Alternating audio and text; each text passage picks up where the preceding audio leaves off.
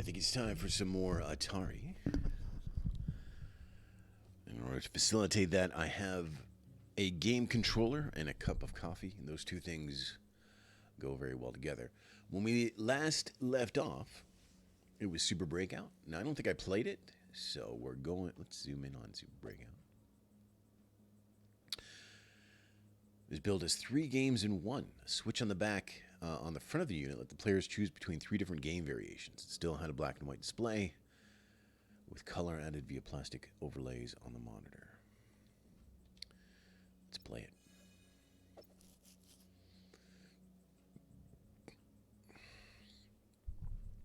Programmer Ed Rotberg updated the original brick-breaking coin-op with multiple modes that the player could select via a switch, which was a rarity in 1978. Double offered dual paddles and 2 balls. Cavity featured trap balls that the player could free. And the high-tension progressive mode drops the brick walls closer to the player as the game progresses. Ooh, that's like Space Invaders. All right. What do we... Oh, game select. Cavity. Double. Let's try double first, because that's probably the worst. How do you start again?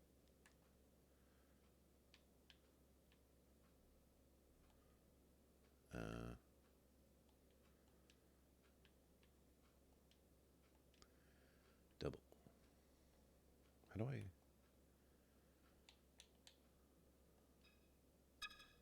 How do I put in a... Oh.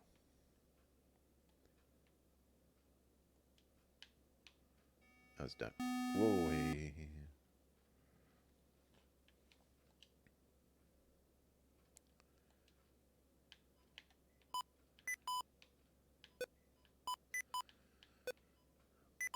I think this is reminiscent of a mode that was in the 2600 version, where you could have 2 paddles stacked on top of each other.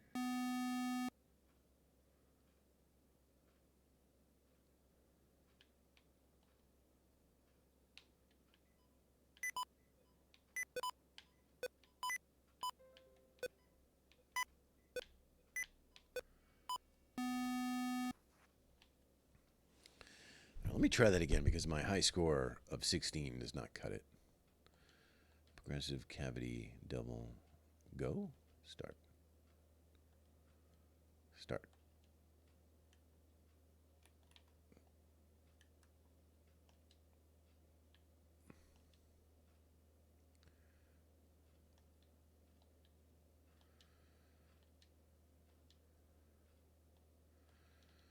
What is the... I think I just not properly picking the... And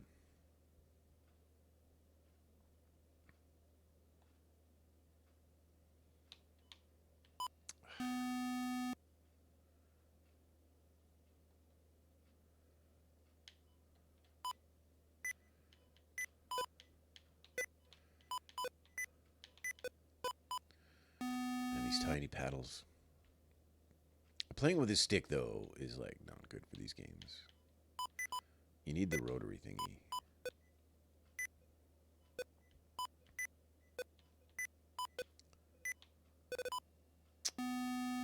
All right, let me try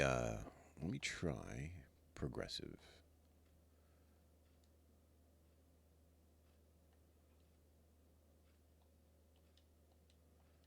Progressive.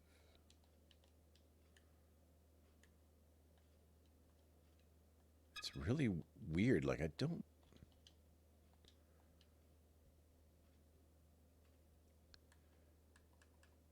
Oh. Okay. I need to put a credit in. All right, I see now.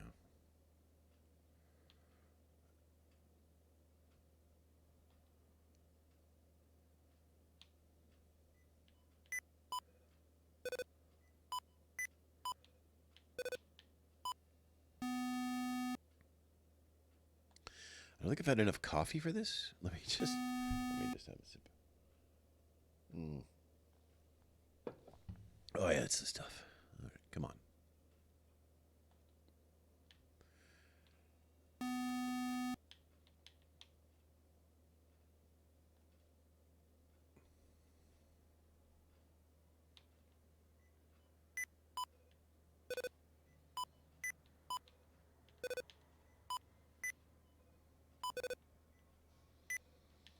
Let's see if we can get it at least in the middle part there. Oh, it's coming down on us. Down on me. Down on me. Oh, 23 though.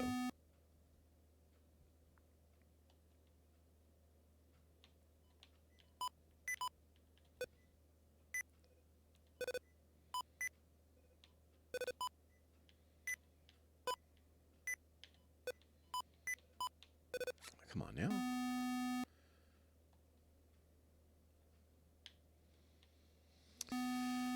Oh man, I'm just not in the zone to play this kind of game right now. But that's okay. That's all right. I mean, I like Breakout. I think I like the other one better, but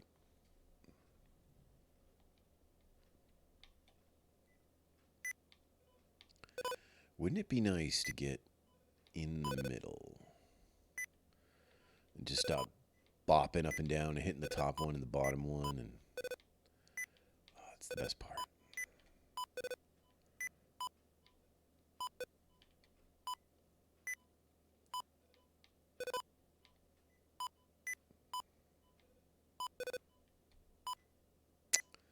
These wide left and right ones are the ones that get you.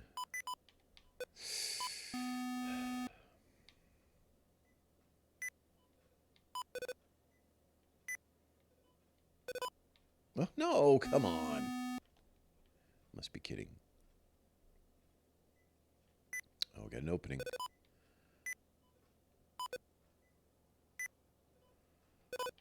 Oh, now we don't have an opening. Got one credit left. I only have 1 quarter left.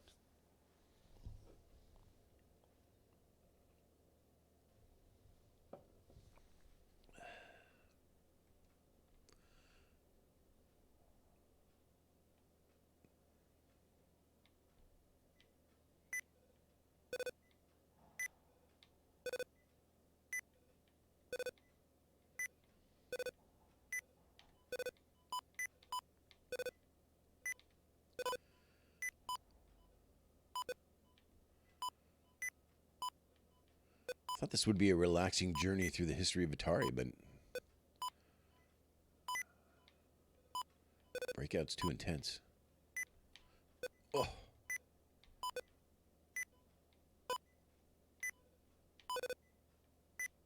Come on.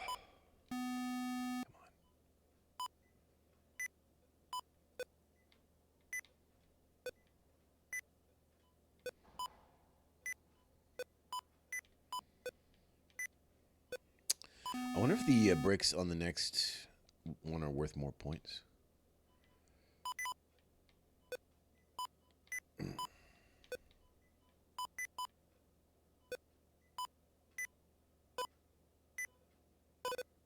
Get in there. Yeah. Looks like they are, actually. No, I was enjoying the bopping. All right. Let's what's the other? We got double progressive. We got cavity. Let's try cavity. Looks like eyes looking at me. This looks familiar. Wasn't this mode in?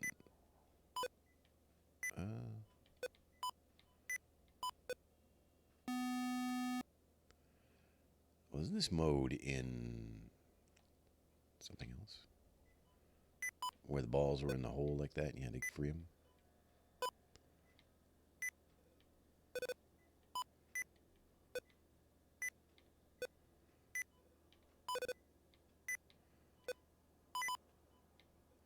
Tell you what, though, my breakout skills are improving.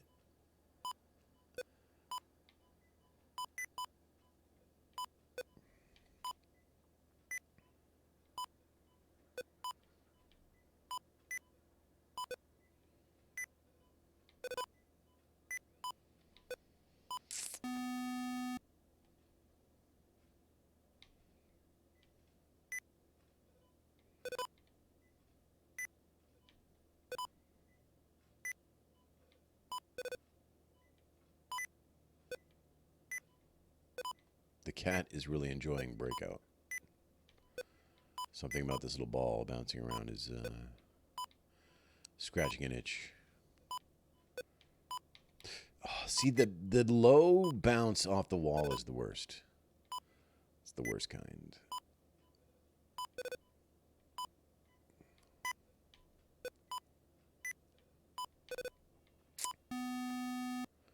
Got that low wall bounce. All right, one more game of something. What do we want? I think I like progressive the best.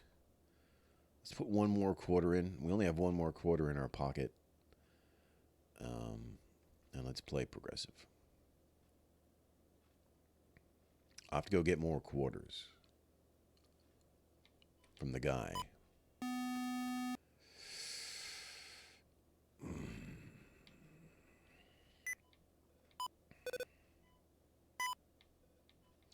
The guy at the counter. There you go.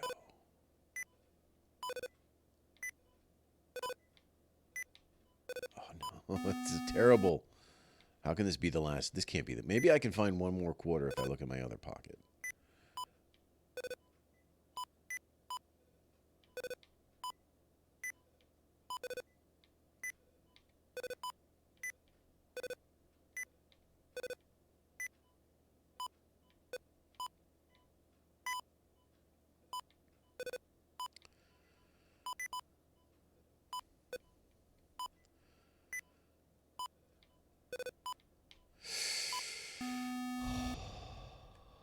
Found another. I found it's my last. This is definitely my last quarter, though.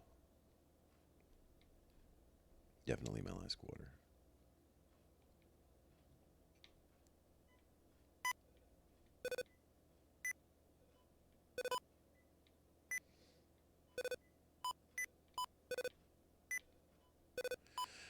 I feel the sun shining down on me. I feel the heat of love splaying down on me.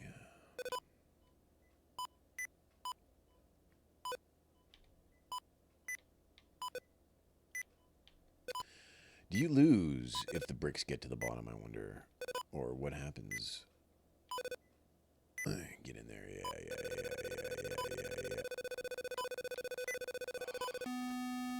That was the first ball, by the way.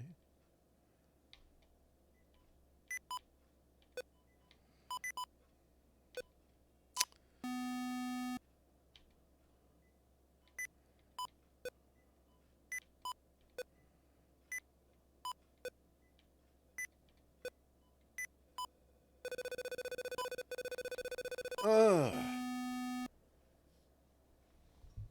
151. I'm gonna party with the foxes tonight. Okay. That's good. We can back out of that then. Pretty good though. Super breakout. What's down here? 3 games in 1. The user selectable double, progressive, and cavity game variations are detailed in the Super Breakout's flyer, noting each requires even more skill than the original game. Which was something very early on in games, and you saw it in console games too, where they would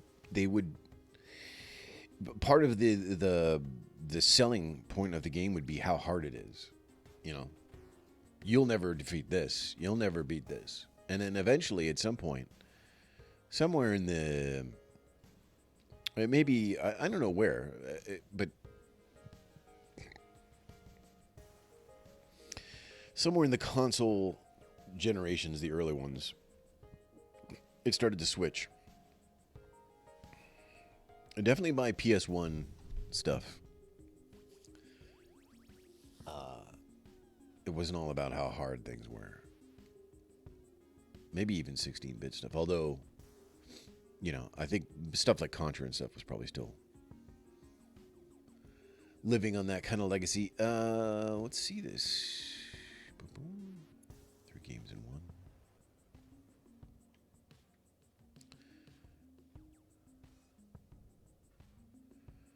Call that number and get some help.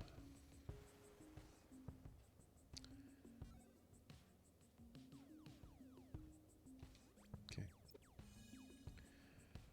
All right. Is that everything? We checked everything there. Okay. Lunar Lander. Vector displays were a new technology that allowed games to draw crisp, clean, high-resolution lines. Lunar Lander, designed by Wendy Allen and Rich Moore, was Atari's first vector game. In sharp contrast to other fast-paced arcade games, Lunar Lander was a deliberate, methodical game in which players had to carefully land a space capsule on the surface of the moon. This is a game I don't have a lot of... I've played this game a little bit, or games like this, but I'm not particularly well-versed in it. Lunar Lander was Atari's first vector game, as well as the first arcade game to change the player's perspective, automatically zooming in as the craft nears the moon's surface. A notoriously difficult but popular game, Lunar Lander's analog thruster controller demanded skill and patience. Yeah, this is not... We're not going to play much of this. Because I insert one or more coins. I inserted a coin. Training mission. There. Okay. See, there we are. So now I have to, like... We have to... How do you thrust again? I don't know how to... Oh, okay. You could use this.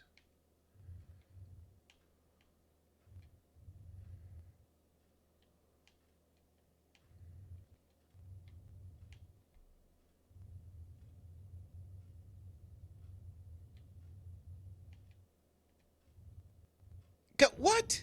How can that not be... How can that... How... We're doing it again. We're doing it again. Yeah, yeah. We're gonna go for like a 4 times or something. Like I'm not gonna settle for no silly 2 times. You do have fuel.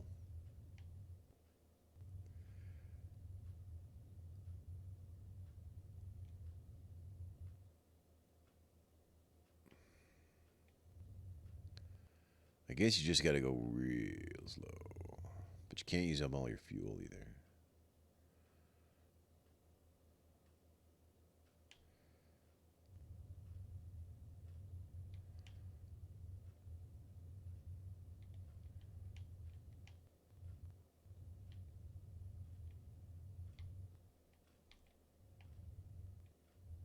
Yes! The Columbia has landed.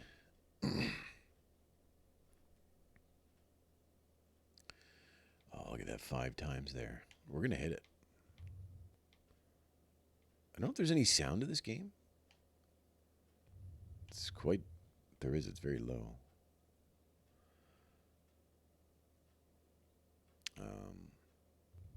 There's been a lot of games that kind of do this.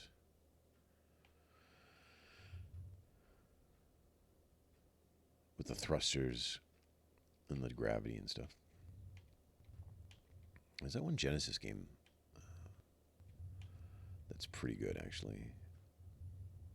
But of course, I won't remember the name of because it's my current kryptonite is memory.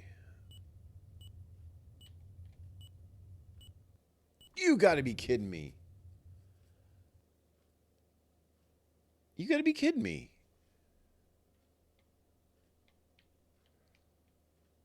It's over?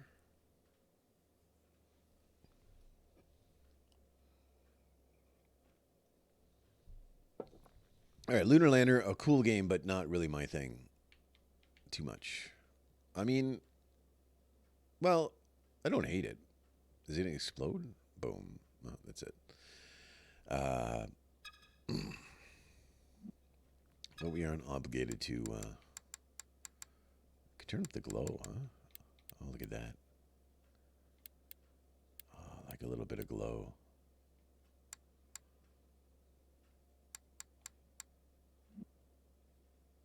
Anyway.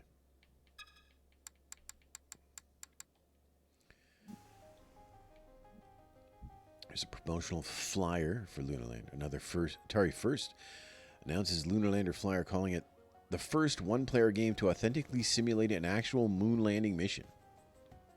Authentically simulate a moon landing.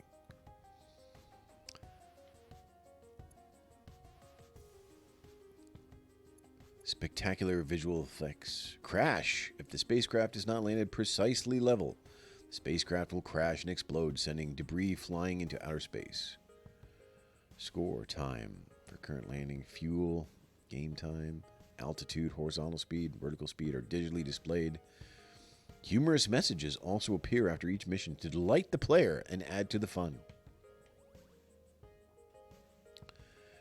Did we see a humorous message? I don't remember seeing a humorous message.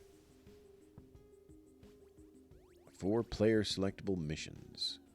The game begins with a selection of one of 4 different missions, rated according to degree of difficulty. Players can progress from training to cadet to prime to command.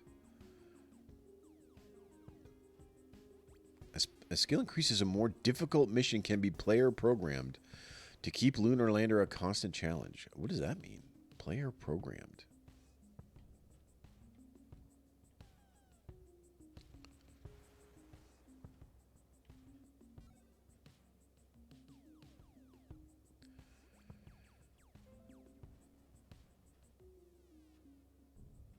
Oh, what's this? Abort. A chance to try for a better score. If a spacecraft is hopelessly out of position or in danger of crashing, activation of the abort button will generate maximum escape thrust and reset the display for a new approach. I didn't know there was an abort button. Didn't know. Vector games look different from raster games, and there is a mental shift in game design when working with vector graphics. Vector Sector. A tribute to the classic Vector games era, Digital Eclipse presents Vector Sector, an original game developed in 2022 that blends the best elements of Lunar Lander, asteroids, and other vector-based arcade games into a single experience. All right, we're going to check this out in a second. I'm just going to go warm up my coffee, and I'll be back in 30 seconds, and we'll play some Vector Sector.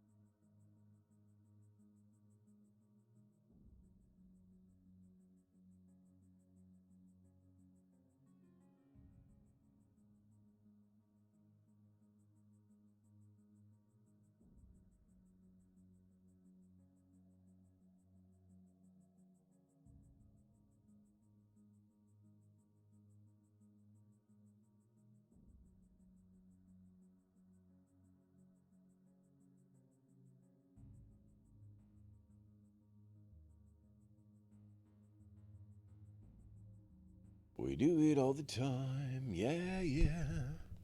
All right, let's play this. What is this? Zoom?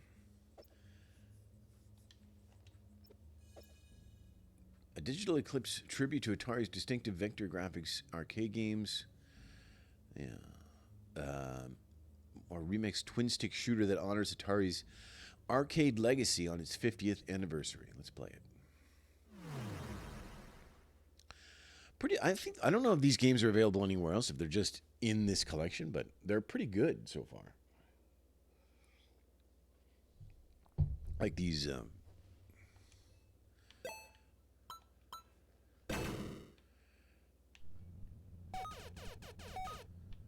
right. Get ready.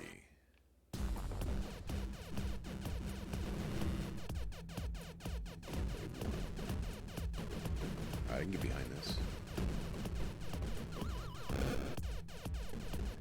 Do we have to land?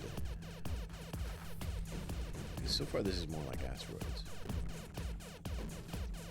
But maybe there's a second stage where you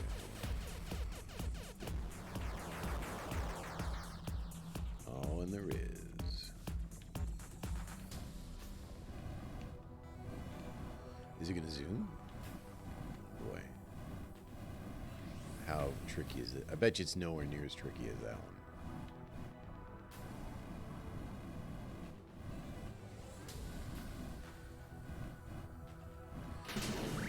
Use shield.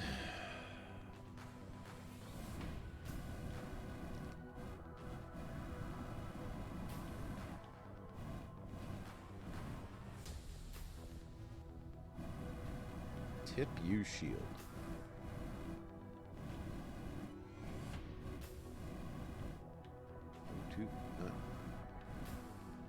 Okay, that's the landing angle, right? Yeah. Yeah. Oh, what's this? Holy crap. Okay. I picked that up. I'm picking this up too.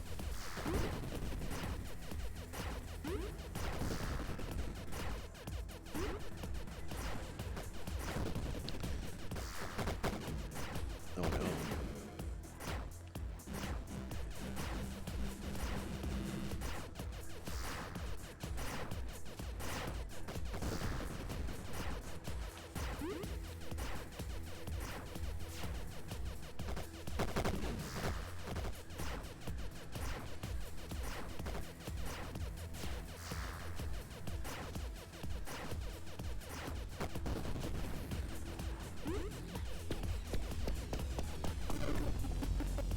What?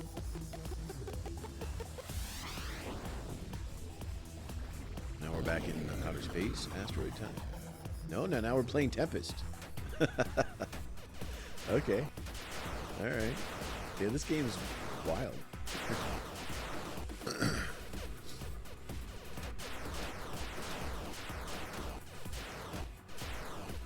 Ah.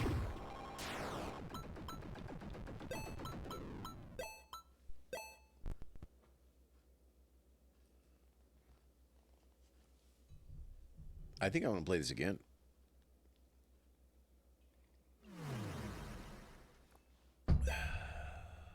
What's this other one here? One player.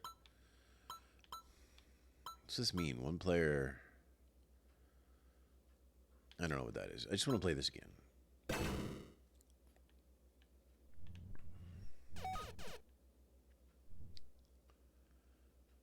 Move, fire, shield.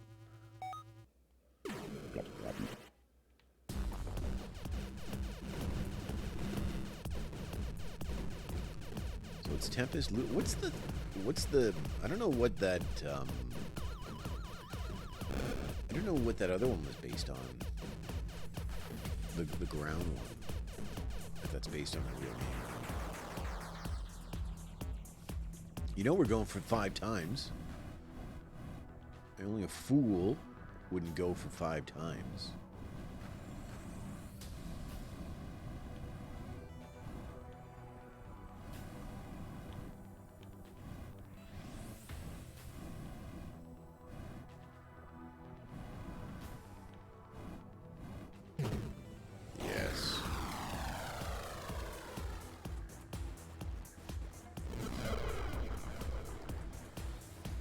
know what would be cool if it was... I screwed up. I forget about my shield all the time. What would be cool is if the 5 times was like for this stage, you know, like you get 5 times.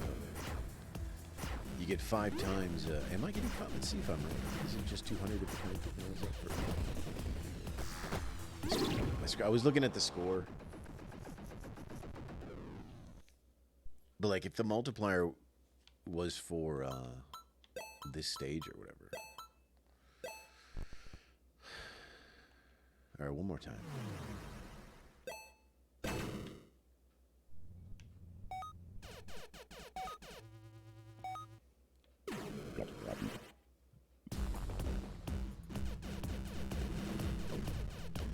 Having a twin stick on the asteroid stage makes it way easier than actual asteroids. Way easier. Dead. Only a fool wouldn't go for 5 times.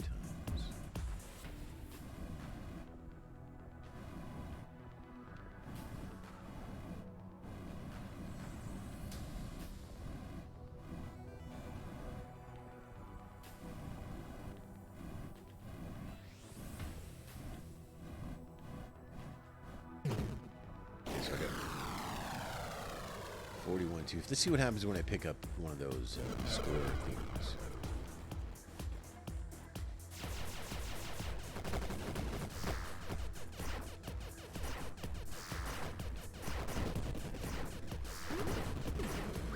Oh, it is 5 times because that was 200.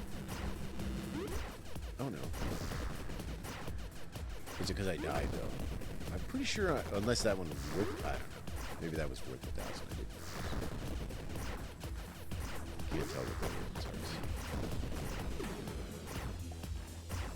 is. I gotta remember to use my shield. Shields.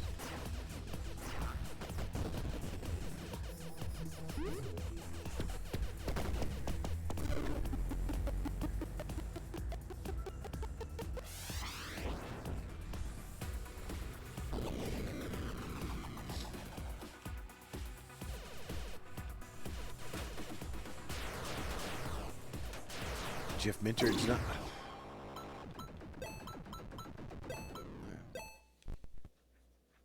All right, this game's cool. So far, all the remake sort of extra games they put in are good.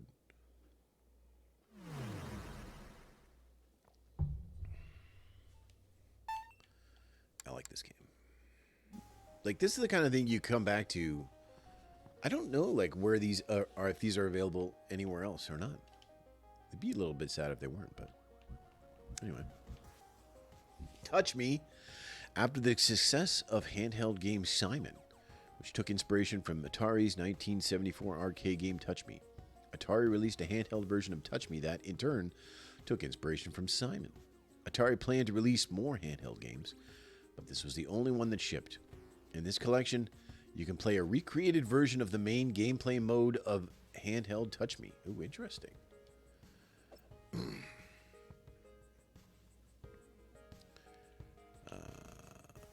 It's really the only name that's synonymous with fun and excitement of electronic amusement. With Touch Me, for example, a new pocket-sized version of Atari game that's made millions in arcades since 1972. Now, there's no need to take chances with manufacturers or just getting into electronic toys, because with Atari, you get the leading name in the field. Alright, so this is like a promotional flyer. Let's play Touch Me. Atari's original Touch Me appeared as an audio-only follow the leader arcade game in 1974. Ralph Baer borrowed the idea, adding colored buttons and more musical sounds for his 1978 handheld game Simon. Atari incorporated Baer's improvements in their own handheld version of Touch Me, which has been digitally reproduced here by Digital Eclipse. Interesting. Let's play it. Look at this. All right. So let's just start. I think we could figure it out, right?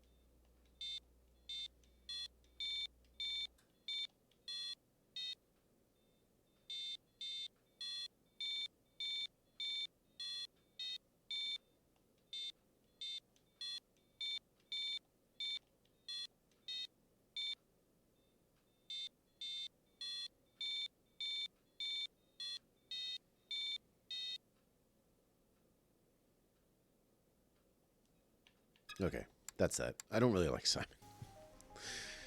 But you know, you get it. You get the idea. It's pretty interesting that they sort of recreated it, though. That's cool. Super Breakout Handheld. Don Fry, creator of the Sword Quest series, designed this handheld version of Super Breakout, which was never released. It would have used a 32 by 32 pixel LCD screen. A similar handheld version of Space Invaders was also announced and also canceled. Let's take a look at it.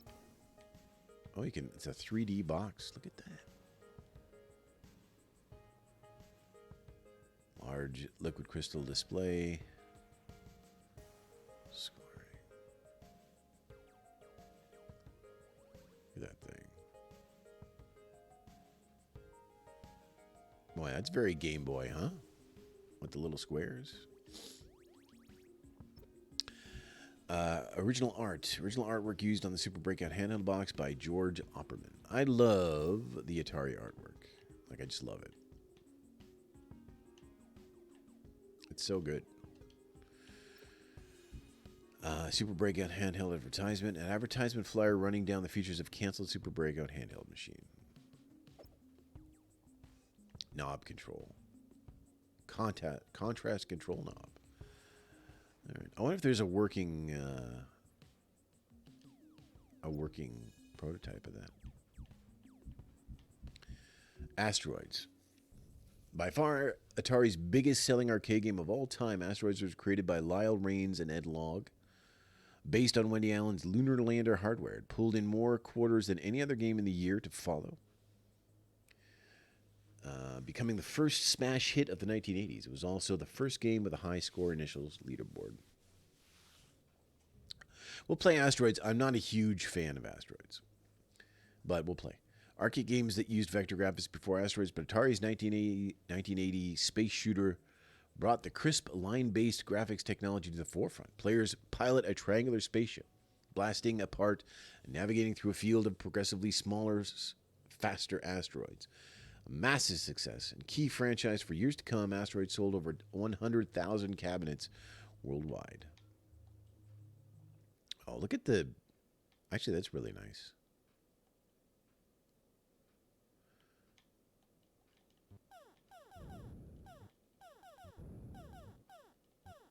What, I think I gotta turn up my volume a little bit here. What's oh, that's not that button. How do you thrust? Oh, they put the thrust on the trigger. All right, that's fine. I guess it might have been on the joystick on the... I can't remember how this... Oh, we'll take a look at the cabinet. If it had like a thrust on the actual like stick or whatever, or if it was just a...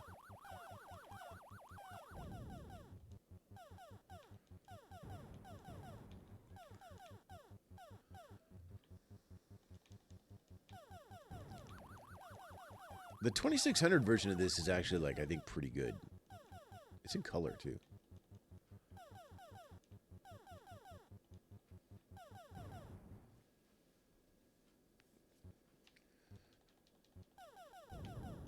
Ah. I tried to use the,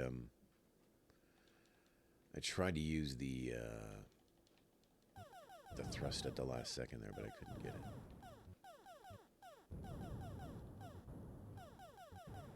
Oh, no, that guy got through my fire? No.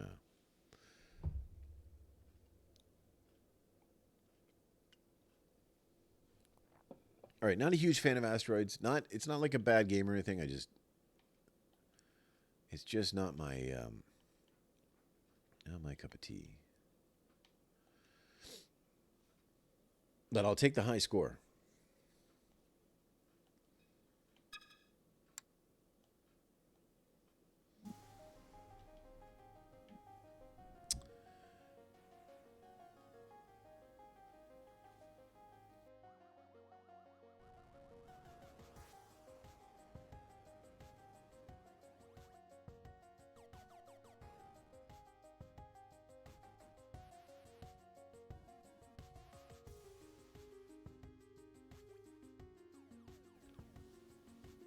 3 ways to play. Smaller cabinets meant games could be placed in locations where space was tight. So Asteroids was offered as in cabaret and horizontal cocktail table versions, as well as the standard upright cabinet. Here, let's see these. Oh, this is just buttons, right? Yeah, that's no stick at all in this game, I don't think. That's what I remember now. Yeah. So you had a rotate right and left button and a thrust button. And then I guess you would have had to have a, like the teleport button too. It's hard to, looks like only 3 buttons here. I don't see 4 buttons, but I'm not sure. 3 buttons. Maybe both buttons at once teleport you? I don't remember. Here's the cocktail one. How classy is this with the wood grain?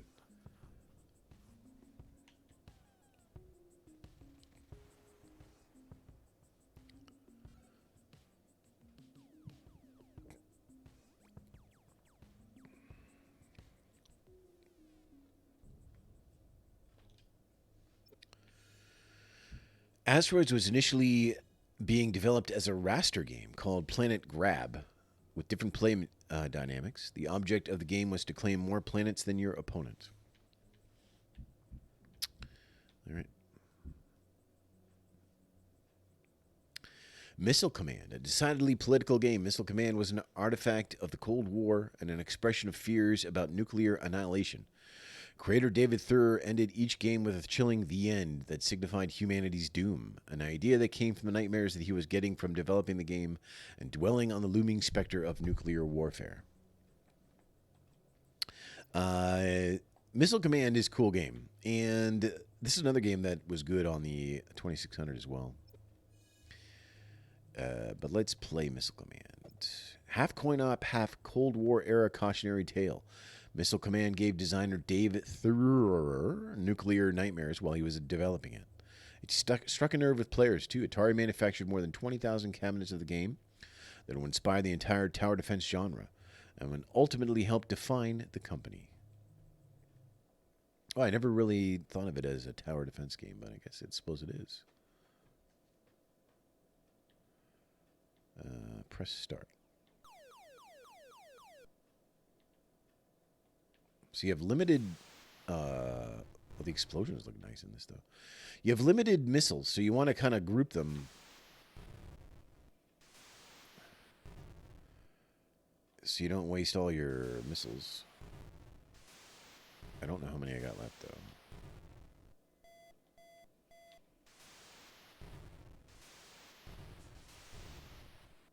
I guess it's on the bottom, right and left there.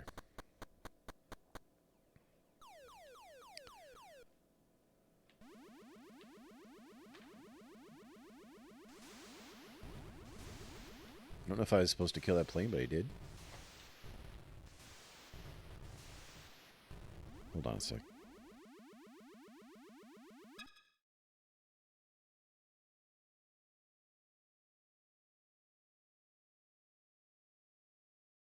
Okay. Resume.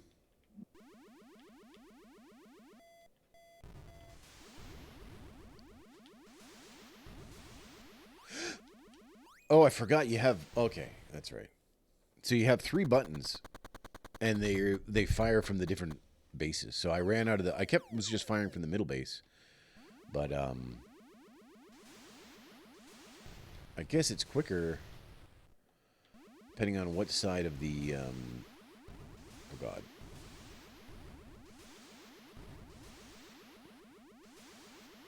I guess it's quicker depending on what side of the thingy you're on. I can't... I'm out. Okay, hold on.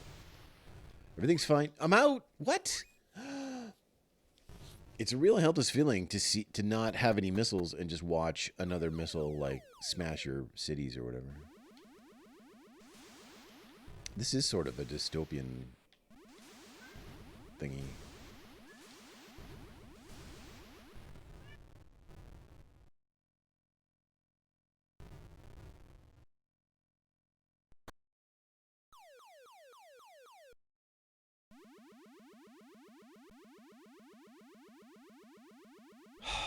Now the cat has screwed me, and I can no longer play the game. All right.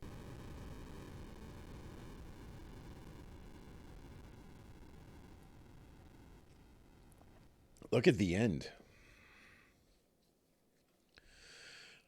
All right, one more game now that we know how to play. The bombs get fast real quick.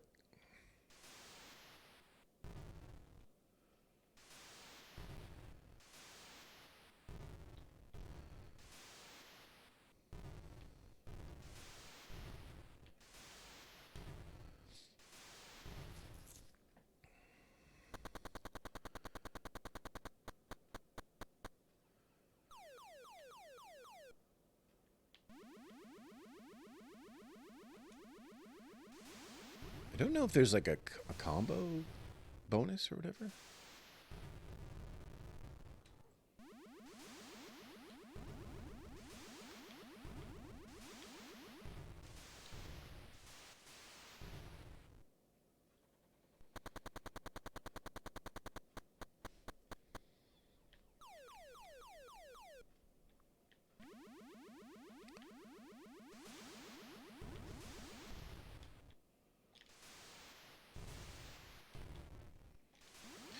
Oh, bad, bad, bad, bad.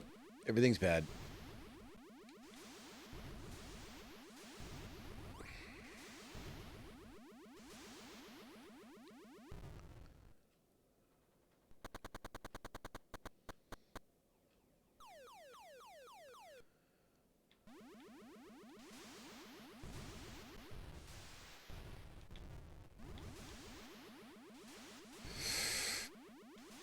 This had a trackball, by the way,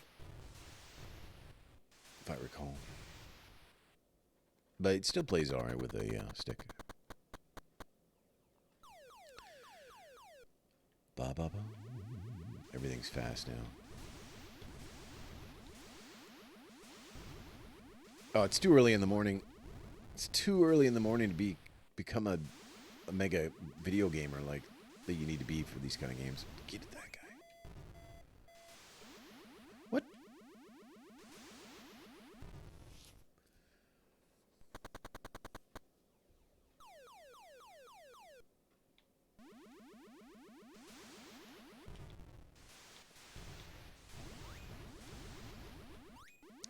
How?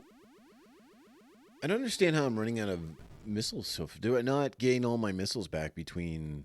I have a great score. Spin the ball.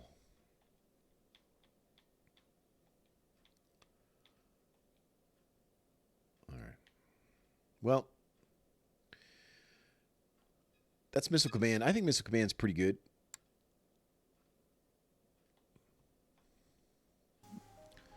Missile Command's pretty good. Oh, look at the artwork from Missile Command. This was the same artwork that was on the 2600 box, I think. Look how good that is. It's so evocative. Like it just makes you want to play it.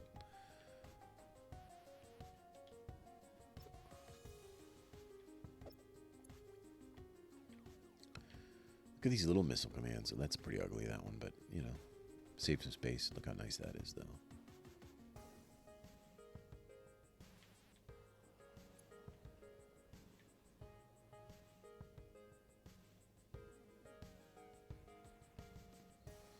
Wave 1 has MIRVs, branching attack missiles. Wave 2 offers killer satellites and bombers. Wave 6, smart missiles. The objective is to keep the home city safe from destruction as long as possible.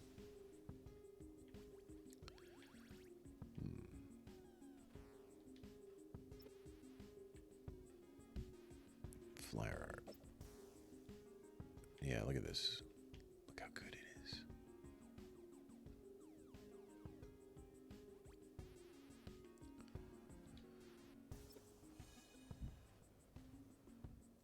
On the official Missile Command t-shirt.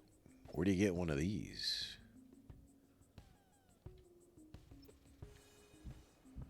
Where do you get one of those? All right. Cosmos, the holographic handheld. In January 1981, Atari announced that it would release Cosmos, a handheld gaming system in which each game would be displayed atop a custom hologram image. The game graphics were made up of simple LED lights, but the holograms provided a provided a dynamic, realistic backdrop. Atari never released the Cosmos. Oh.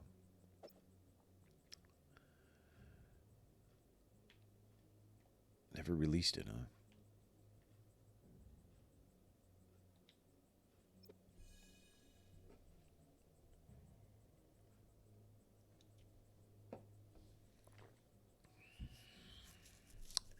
AI dreams, or Al dreams of holograms. Al Alcorn. I think I've said AI a couple times now.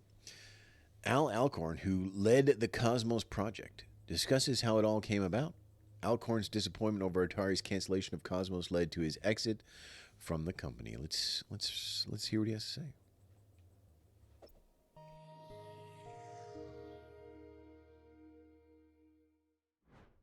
When was this? 1980, 81, that time frame. Prior to Ray Kassar's emergence, I was part of the executive staff, and Nolan, Joe, I, Steve Bristow, Gil, Dennis Groth, finance, we were all friends and no politics and all that. And we all worked together and part of the team that set, it was great. Once Ray took over, nope, it was all a closed office, and he met with all his hires from Procter & Gamble, and so I realized, okay, I'm out of this. I'm either going to have to quit because Nolan had gone, Joe had gone, Lipkin, everybody had gone. I figured, well, I'll go back. This is my baby. I'm going to do it one more time. And we had used holography. We couldn't keep secrets at Atari. We're just no good at it. So we decided the best thing to do was put out disinformation. So one of the best ones was the next coin-op game is going to have holography in it. It was like, what the hell is that? I knew what it was, having, been to college and studied this physics and stuff. But that was just. But anyway, I decided, well, Let's do something in holography. Maybe there's something there. I'll take it. Sounds hard. Sounds interesting. I know a little bit about it. And we proceeded to explore holography and what could be done, and came up with a holographic toy that basically sold it to Ray, saying, how would you like, because the cartridge video game business seemed to be very good, how would you like to have a system where it's a cartridge-based system, but the cartridges are half the cost of, everything is half the cost of the VCS. And, hey, go ahead. It were very simple. They were nothing more than an LED, a simple LED game, the handheld LED game in those days. The only difference was we had a hologram with 2 images on it.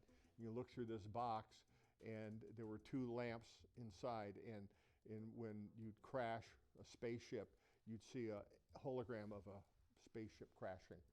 And but you could look through this half-metallized mylar and play a Space Invader game or something like that.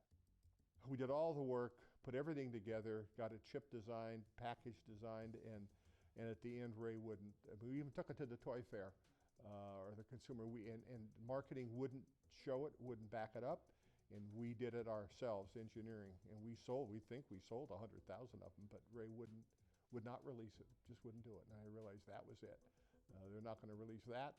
I mean, this is now in a time when if it failed, you wouldn't even notice it. It wouldn't be a pimple on the balance sheet. But they were afraid to do it. Back when the whole company was, we're sure we'd do it. So that was the end of my career at Atari. Man, how cool would that have been? A hologram. So there must be a working version of that somewhere. Sounds like it was done. They just didn't do it.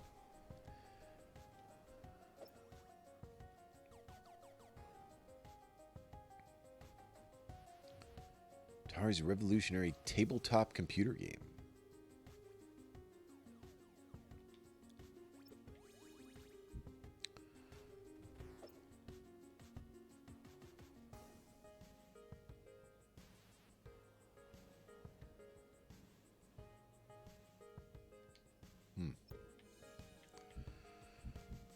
Oh, the holograms. Photographs of 2 holograms that were used for Cosmos. Many rolls of Cosmos holograms were manufactured, even though the system was canceled, and are occasionally found on the secondary market.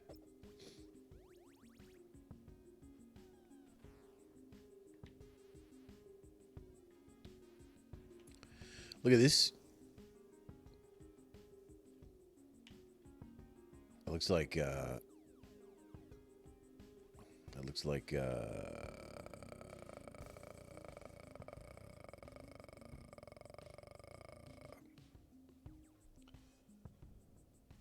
Gamera. Anyway, that's interesting. It didn't come out though.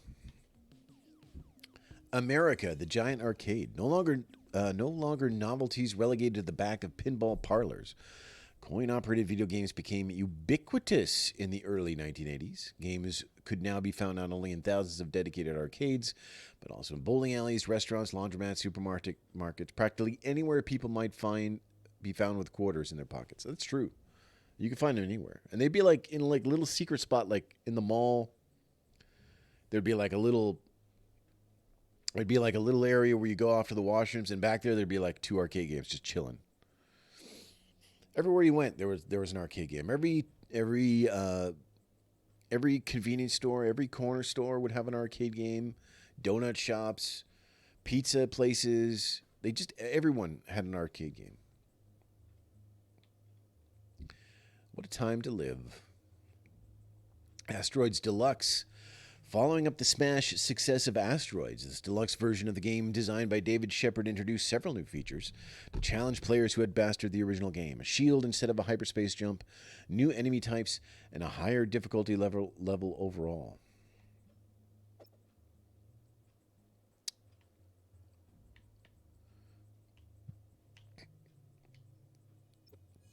All right, let's check it out. Again, not a huge fan of Asteroids, but we'll... We have the background thing here,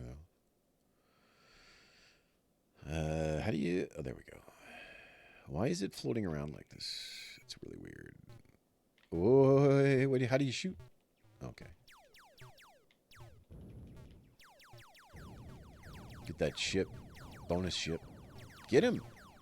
Yes.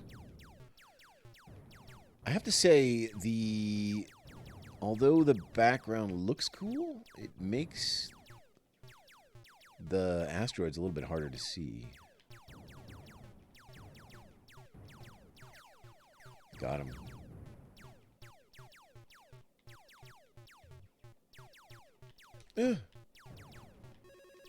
What's that? What is that? What's going on here? Oh, I got him, though. Doesn't matter.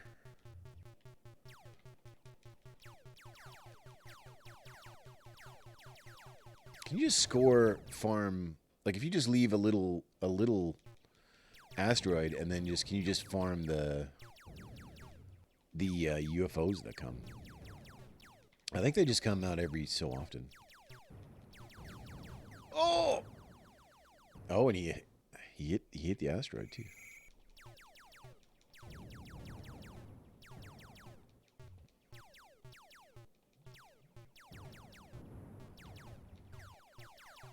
I guess despite being a little less clear with the background like this, I think this might be a better game than the original Asteroids.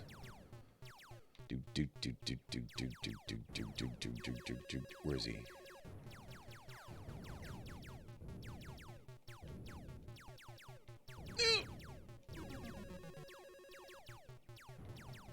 Get him. Get.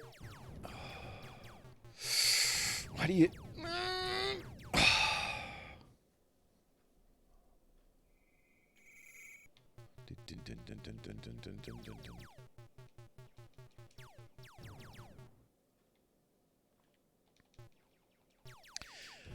It reminds me of the, I saw a Vectrex once, like, in a... What's that? Extra Life? I saw a Vectrex once in a game store. Working. And, like, considered only momentarily buying it. But, like, 5 minutes or so.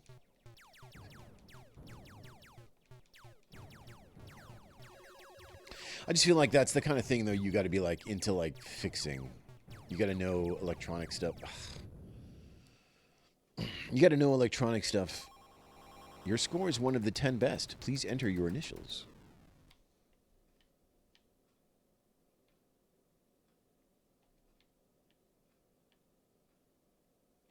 How do you...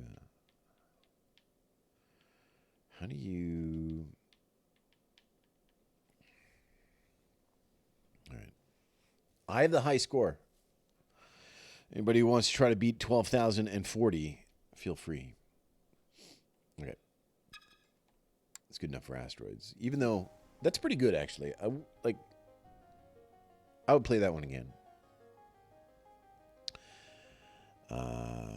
2 years after, did I read this? 2 years after the release of the original Asteroids, Atari would challenge expert players with more difficult enemies and various other gameplay tweaks.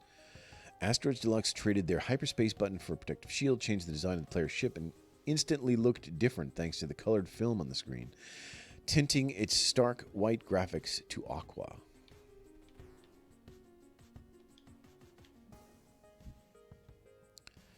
Here's Asteroid Deluxe. Introducing the killer satellite.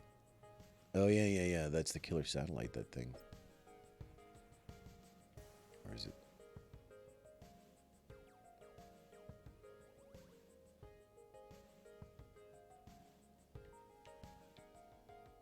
Here's the killer satellite.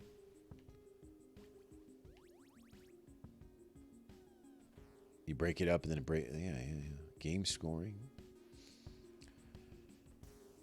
256 coin options, including 256. They used to love, like, these, they would have, like, different options in their games, and then they would add them all up or multiply them all together to give you, like, this game has 518 combinations of game. But they're all really, like, the same. But especially, like, Atari 2600 games where you had that switch. You could, like, they would say there was like 200 games on the one cartridge or something. They would be on their boxes and stuff. It was a little deceptive, but you got used to it. You start to understand. Here's the marquee. That's the first marquee we've gotten. Original art used for the Asteroids machine. That's pretty good art. Solar panels on the things. Look at that. Looks a little bit Battlestar Galactica-ish, if you ask me. But that's, yeah, look at that. Pretty good art, though. I like the one dude, I don't know what his name is, but he's pretty recognizable. Where's the one he just, we had for, yeah, this guy. George Opperman. Like, this guy does a lot of the Atari artwork, and he's really good. Like, I love this stuff. Like, this would be something you'd want as a poster or something. You could put that on your wall. If you were so inclined. Here's Warlords, which is an amazing game, except that you need a rotator, which is why the Atari 2600 version of Warlords is awesome, because they had those paddles. Yeah. Played heavily to this day. All right.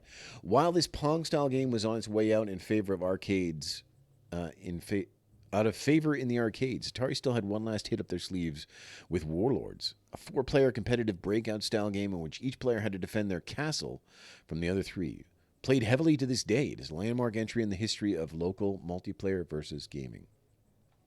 Yeah, this game's awesome. We'll try playing it. It's just a little bit... It's a little bit crapola without the rotating thingy. 4-player variant on brick-breaking games. Warlords began life as a concept within Atari called Castles and Kings. As the VCS version was completed first, Warlords became the first arcade game based on a home game, although the coin-op appeared in arcades before the home version was released, leading to some historical confusion. Interesting. All right. Yeah, look at this. How do you...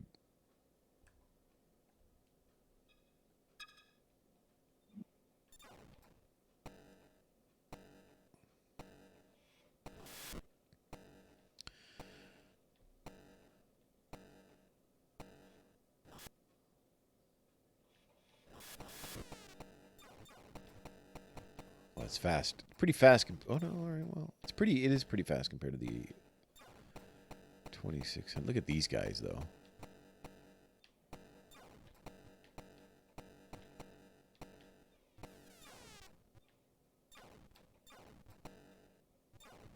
So that looks like a like an overlay on the back. Another like a. Yeah, you can catch the ball. How do you catch the ball? Oh, yeah, that's right. My tower is looking bad though. Look at these computer like as if. But yeah, playing you could play 4 players. I'm pretty sure, right? Atari, the 2600 version was 4 players. I'm positive, and you could have 4 roller things. I think it was 4 players, was it? I'd have to guess. I'd have to see, but I think it was. And but like if you have a 2600 right now, this is still the game you're playing. Like. Because this game's like a ton of fun, especially if you got some friends over, etc., etc. The thing about Atari and the 2600 is, well, first of all, you know, not a lot of games hold up necessarily. They're more interesting than good often. They just eliminated that dude. Oh.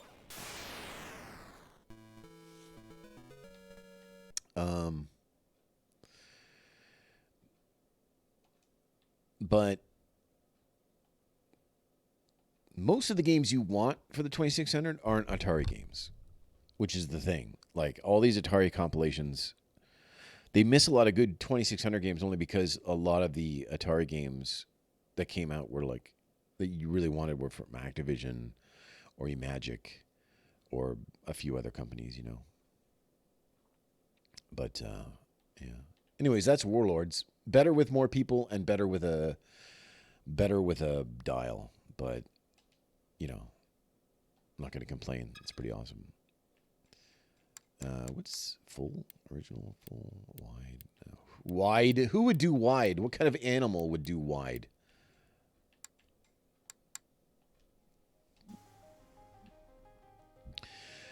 Promotional flyer for Warlords. According to the Warlords arcade flyer, the player's shield is officially called the Power Stone. It also notes that the game will automatically adjust its difficulty to accommodate players with more or less experience.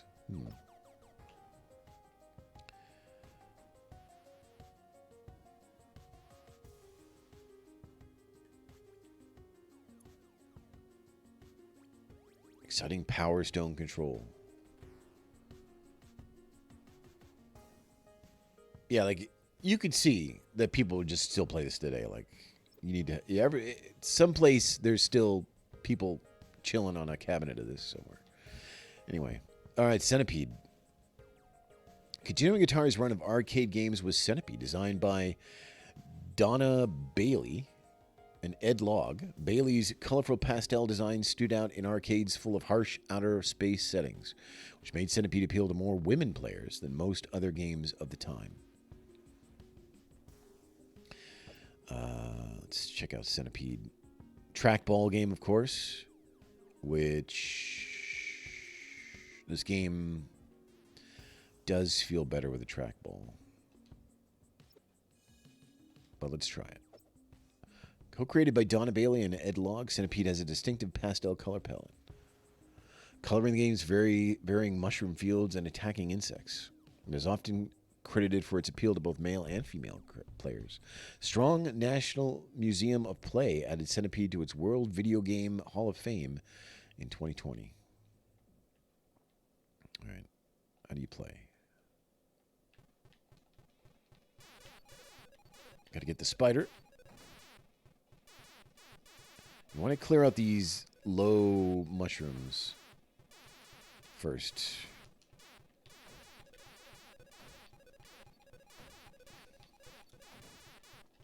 Ah! Died. I'm already dead. I think that the mushrooms might not kill you, although there are some poison mushrooms. That could be millipede, though. I might be confusing centipede and millipede. Got him. New mushrooms. Man, like, it sounds weird to say, but, back in the day when the stages would change or something and, like, everything would change color, it would be super exciting to find out, like, what, you might get one day you'd be, oh my God, I got here and everything went purple. And you'd be, like, super excited because,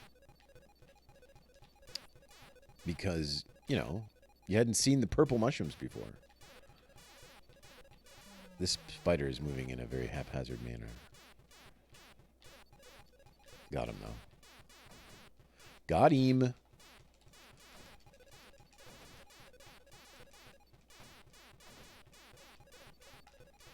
Things are getting a little toasty down here.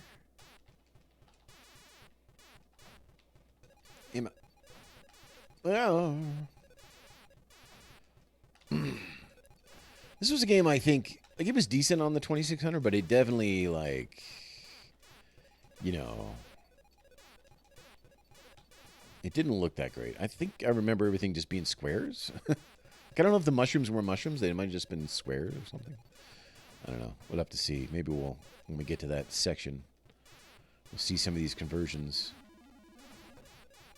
Like, notoriously, the Pac-Man conversion is bad. Until you realize, like, it was done in, like, a week. And all the tricks they had to do just to get it to work. And you're like, oh, yeah, it's not so bad. I don't know if we're going to get to play E.T. You think E.T.'s in this?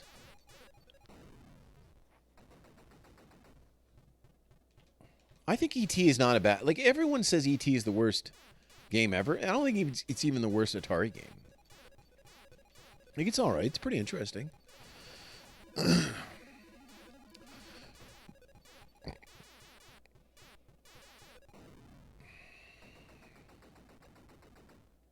Anyway. That's Centipede. Not great without a trackball, unfortunately. It feels so much better with a trackball. You have so much, like, granular movement because you can just move your hand a little bit. It just feels way better and different,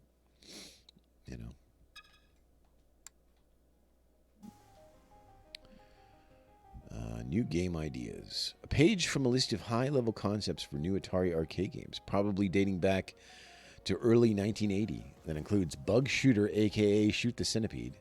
This paragraph describes the very basics of the concept. A player shooting a centipede that breaks into multiple segments when hit, but has not been fleshed out any further than that. Rocket launch. Tanks and buzz bombs or something similar could be brought out to defend the rockets. The imminence of the rocket launching, the blinking and accompanying sound would act like a thumping in Space Invaders, combined with target variants. Bug shooter. Long multiple segment object would appear at the top of the screen. This object would snake its way back and forth across the screen as it advances towards the player's gun. The player may choose and destroy the object before it reaches his gun. They eat metal. The difficulty in doing this is that each time the object is shot in one of its central segments, the segment is destroyed, but now there are two smaller segments, each snaking down the screen. Meltdown.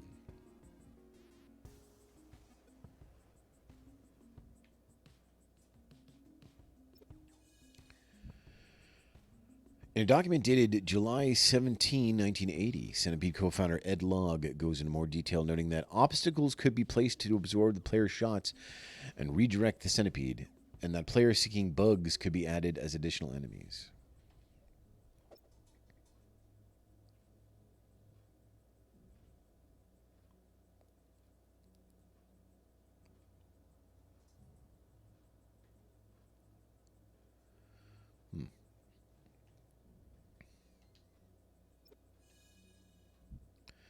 Design documents. That's how they made video games back then, on a piece of paper with a bug in his little face. Excuse me. Second centipede.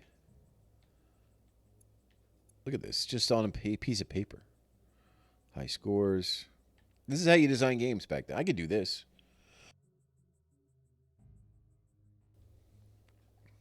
Imagine some dude making Assassin's Creed like this.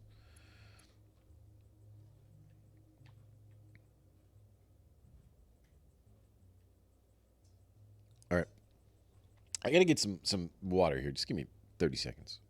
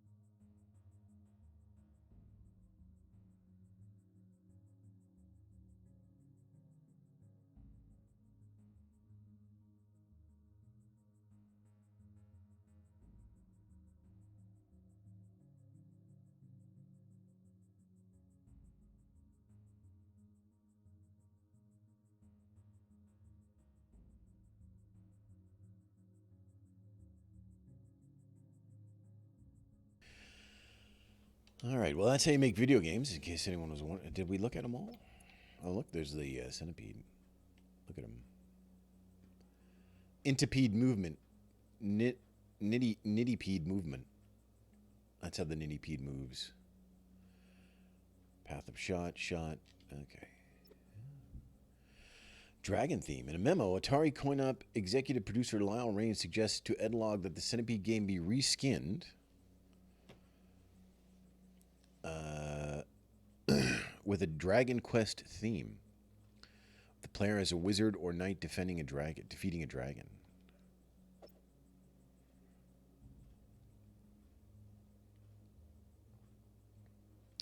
See, the women wouldn't like that.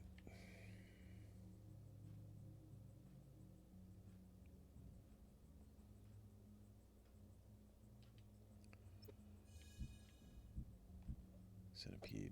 Look at that. Look at this art here, though. How awesome is that? Like, that makes you want to play it. You walk in and, like, look at this. And you're like, oh, gotta play that.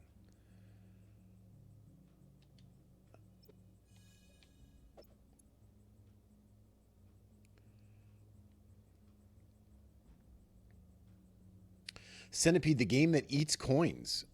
The excitement begins as soon as the player's gun is activated. The first centipede begins its treacherous path through the mushroom field. The trackball-controlled gun can be positioned up and down and side to side for maximum firing versatility.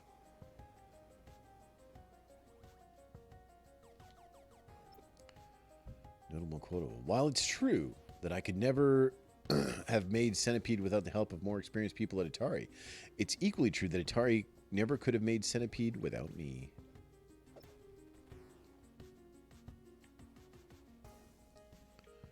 Look at them making Centipede. These guys are making Centipede. Okay. Tempest. The advent of color vector monitors meant that Atari's vector games could now burst with rainbow of crisp, bright hues. First among them was Dave Thurer's Tempest. Well, wait a minute. I thought, isn't it Jeff Minter? Did Jeff Minter just decide that he loved Tempest and then just made other games like Tempest? I guess he didn't make the original Tempest. I didn't know. First among them was Dave Thurer's Tempest, which used the new graphics to create a striking pseudo 3D playfield on which a frantic shooting contest took place.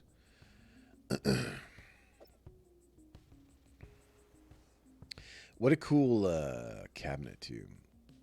There was a Tempest cabinet. When I was a kid, I took guitar lessons, and there was a Tempest cabinet at the guitar lesson place. And I enjoyed Tempest more than I enjoyed the guitar lessons.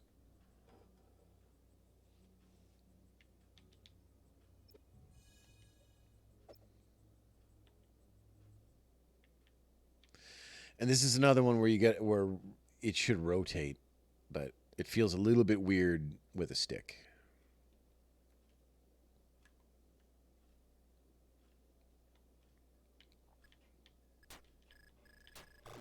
Yeah, just like landing on the right sector feels kind of odd, but you know. And then this like warping to the next area is awesome.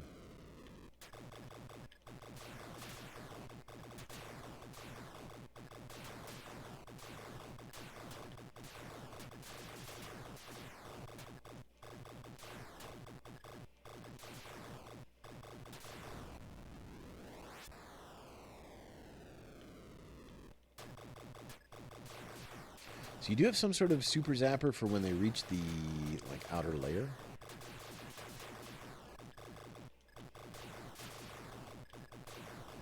I've never been very good at Tempest.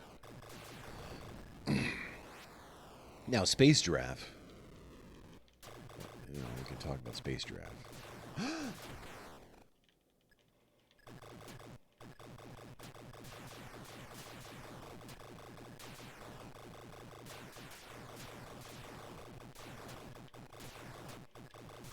Oh, I tried to hit the zapper and it didn't. I don't know. I didn't have the right button or something. Avoid spikes.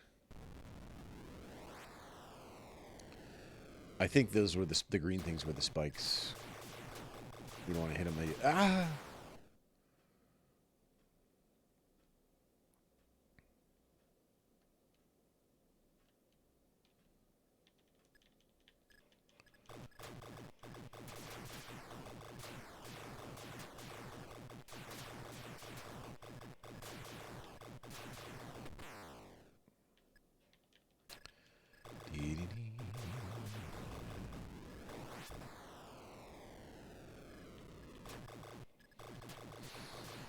Again, you know, this game feels so much better with the rotating knob thing that you had to use.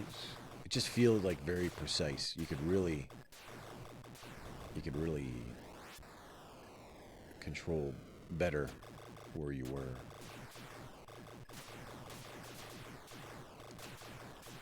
But, you know, it's not bad with the stick, I guess.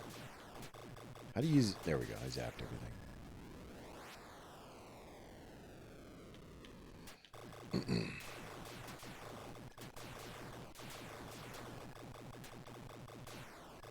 These guys are leaving spikes. We don't want to be in that area when we warp, I think.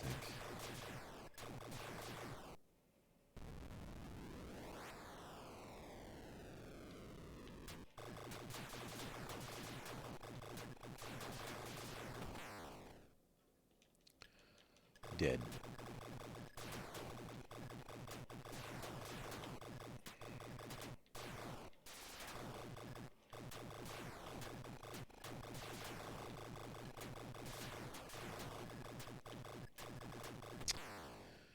Sometimes you can go over those guys that are on your like edge, and sometimes you can't. But I got the high score, so.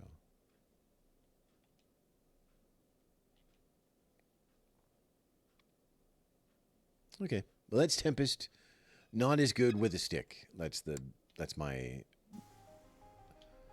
review of Tempest. Atari is defining the future. Tempest Flyer explains two of its key innovations: Atari's color vector graphics technology doubled quadra-scan color, and the new skill step level select feature. Yeah, you can. I think you can get bonus points if you pick a harder, start at a harder level. I think that's what that first sort of thing was. Pretty good art. Maybe not my favorite, but it's all right. I love the look of the vector graphics, though.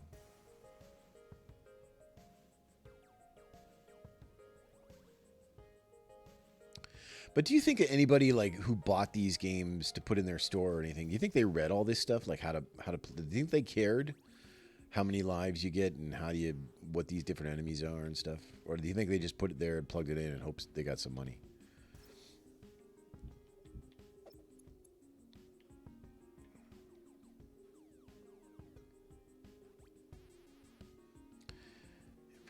Special sequence of self-test mode, adjustable bonus lives, 2 game minimum option available. What do you think that means? Like you have to put in 50 cents?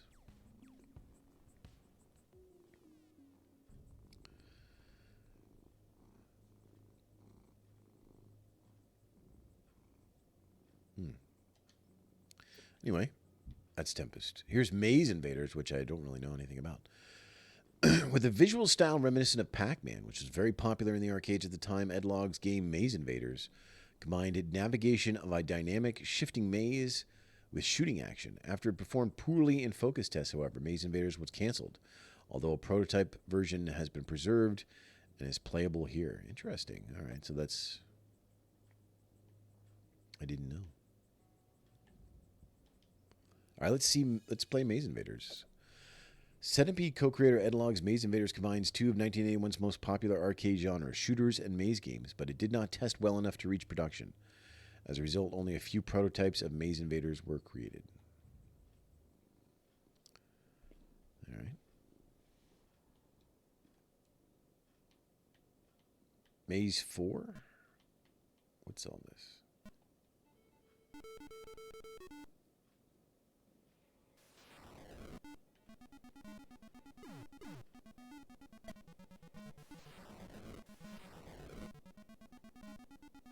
Can you cross this line? Okay. Get all the fruits.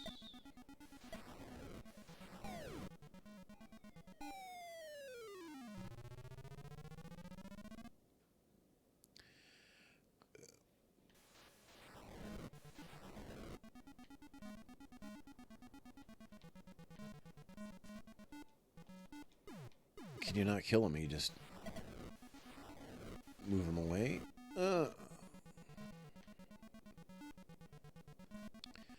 So this is definitely acting like, pachinko. It looks top down, like he looks top down, but the balls fall like this is a vertical thing.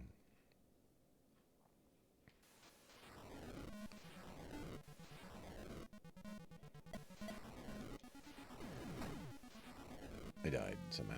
Oh, the thing came out of the side of the screen there.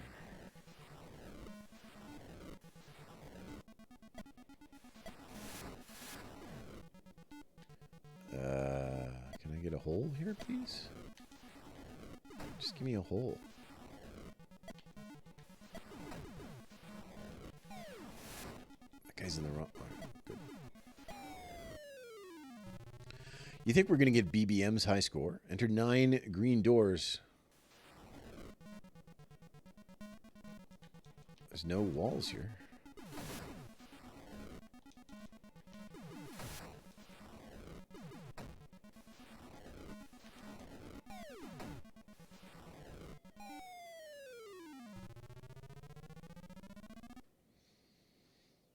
We're closing in on... Ah! That's cheap. How the guys just come out of the side like that, and you're just at the mercy of whether or not they... I mean, I guess the thing is you just stay away from the sides of the thing, but there's a cherry here. I got to get this cherry.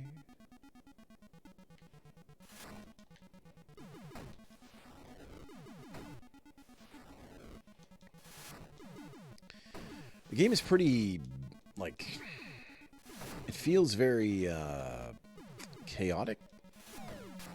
Like, it's not like Pac-Man where you're definitely in a lane. Like, it's all very...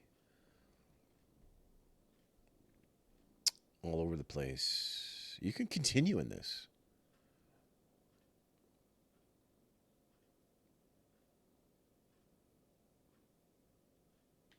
All right, interesting.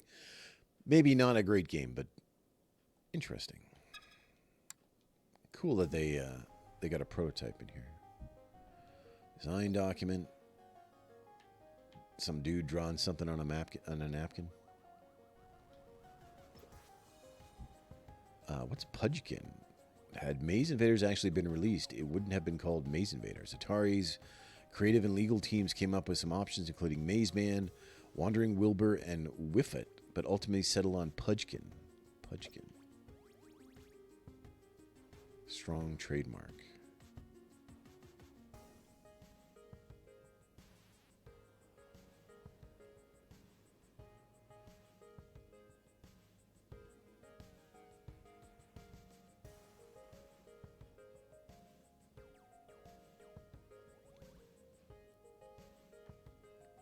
Interesting.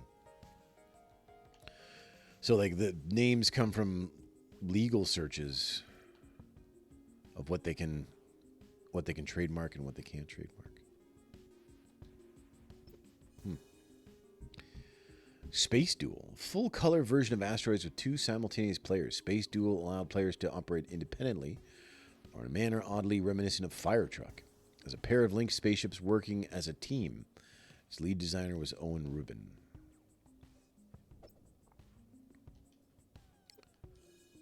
After 2 Asteroids titles, what could make space rocks fresh again? Owen Rubin's answer was color vector graphics, geometric shapes instead of boulders, and an unusual 2-player mode where 2 players are tethered together, requiring careful cooperation. Wait, what? Play.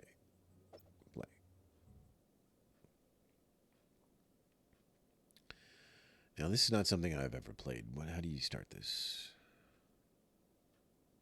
1 player.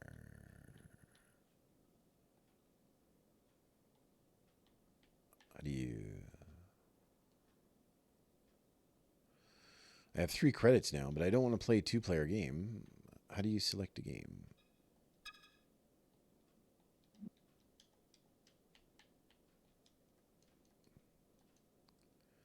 That adds credits. How do you... Start adds a credit. 1 coin, 1 player. None of the buttons do anything.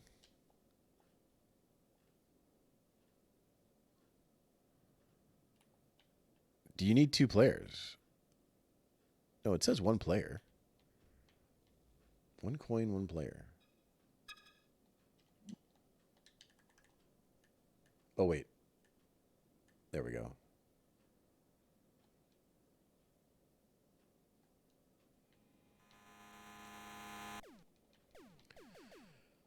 Okay, this is weird. Can I thrust? Yeah, there we go.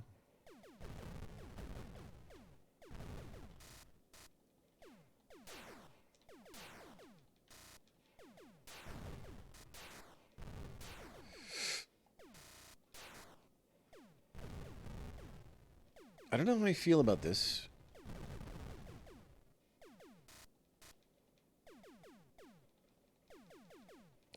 I don't know if this is better than Asteroids Deluxe.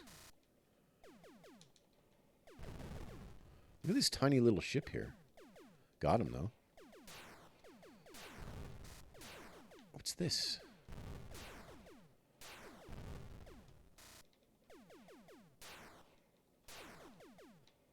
Look at this little guy shooting at me.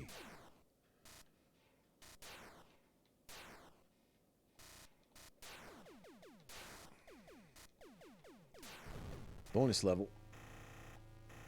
Oh, I'm really moving now, though, unfortunately.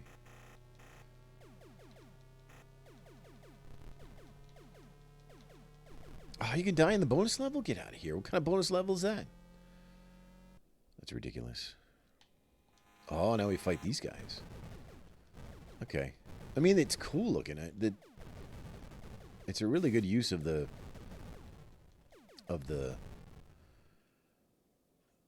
thing. Although I don't know if it's like, it's a little bit harder to read, maybe. And oh my god.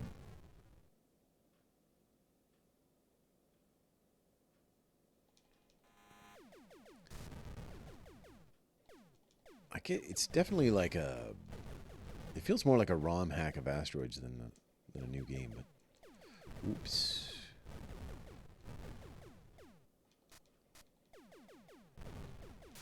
Oh, you gotta be kidding me! All right, it's okay. Everything's fine.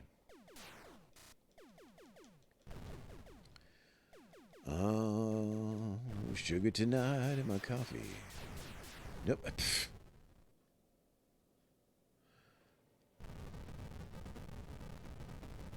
Alright, cool, game over. Is that because I got a high score?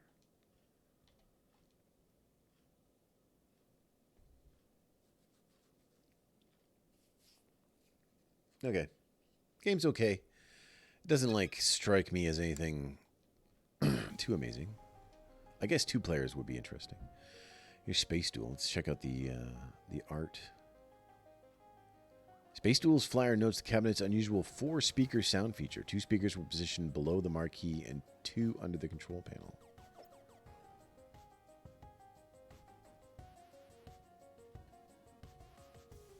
Yeah, there's two down there. Look at that.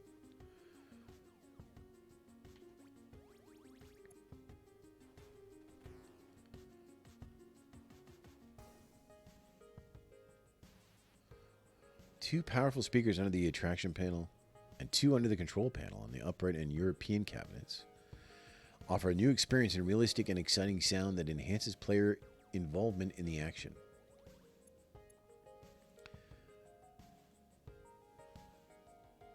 So it was loud, is what they're saying. What would the point of having... I guess maybe you're just limited to how loud the speakers could be at that size. So if you put 4, that makes it louder. I don't think it doesn't sound like it'd be some sort of stereo or mixed sound or anything. Here's some original art. Pretty good art. Nothing like Star Wars, obviously. It's completely different.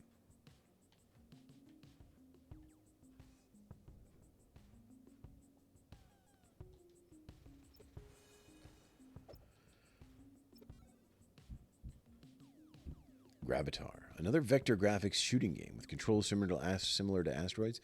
The big twist in Gravatar, as the name implies, was that the player had to fight off the forces of gravity while they were carefully made their way around the terrain, eliminating enemies and gently picking up fuel tanks from the surface.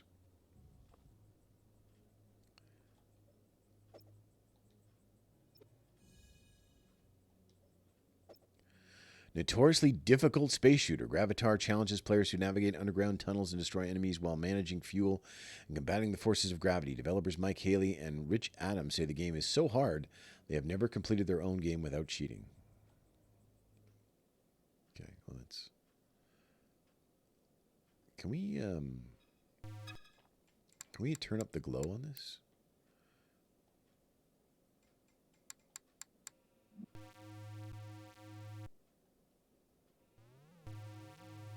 I do remember this game kind of. Oh, am I playing? Oh my god, I'm dead.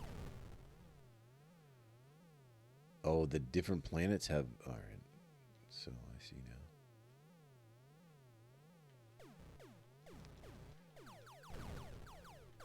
I'm dead again. It's very...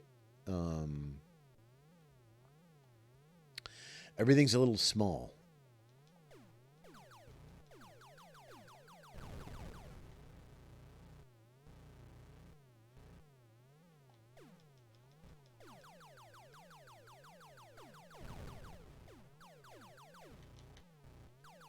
Oh, I'm close. We're in a dogfight. Oh, that's cool.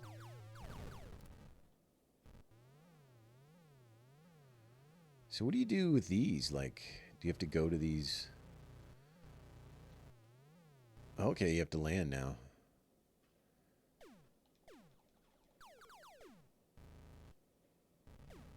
Oh my god.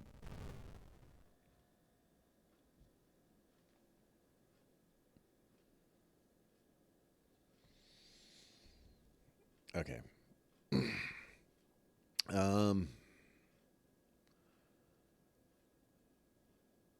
What a cool screen. Let's try one more time here.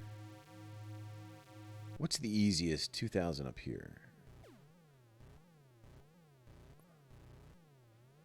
It's our easiest mission.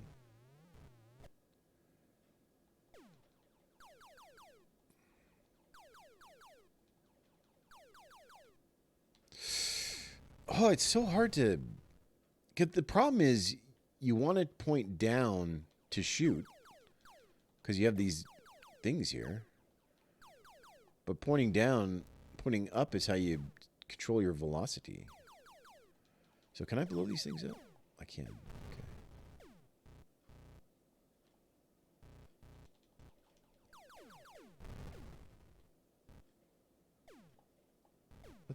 What the?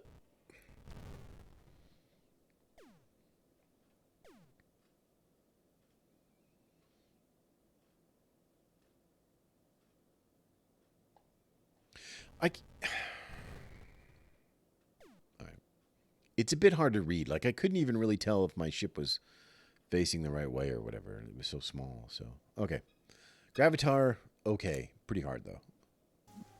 Pretty hard. Promotional flyers and 1 free play. The promotional materials for Gravitar included a coupon for 1 free play.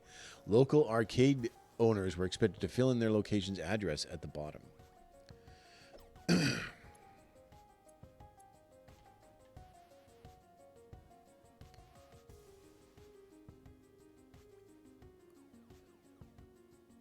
Your mission today: complete Gravitar mission by traveling to alien planets, wiping out enemy bunkers.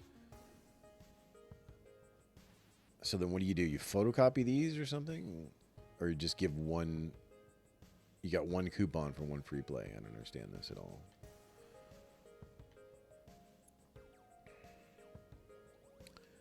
Decibel for easy or hard difficulty. I wonder where it defaults.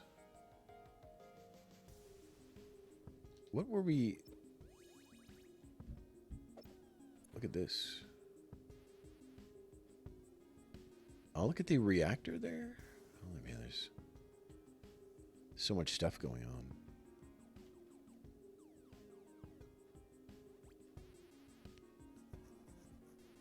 Defaults on easy. You want that coupon? I mean, I guess like we could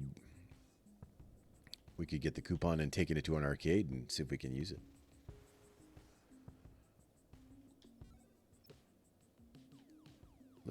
I'm going to just play this again for a second and see if there's a... Do I have dip switches? Easy. None. Well, it's on the absolute easiest it can be, and it's hard. It's like really hard. All right. Gravitar is a cool game, but it's hard. And it's also hard for me to see on the screen. Player's Game. An advertisement for Gravitar from the pages of Popular Gaming magazine pitches it as the ultimate test of a player's ability. So yeah, back when games were marketed as being hard. Which sort of... probably by 16-bit era, you started to lose that marketing thing. But...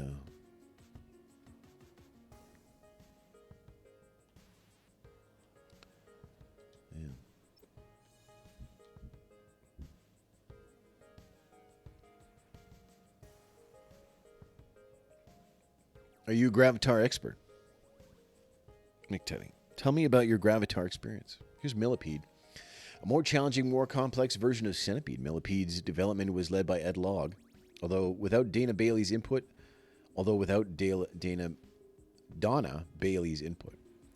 The well-known game and hardware developer Mark Cerny, then just 18 years old and a new hire at Atari, worked on Millipede. Yeah, he's the PlayStation guy, right? Like many gaming sequels, the follow-up to Centipede increases the speed and difficulty, adding more gameplay variety while retaining the core elements of its predecessor.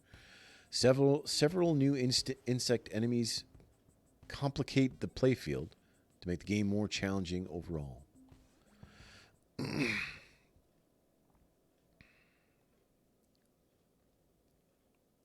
Select starting score. That's weird. All right. Again, weird playing this without playing these games without a trackball is definitely this game.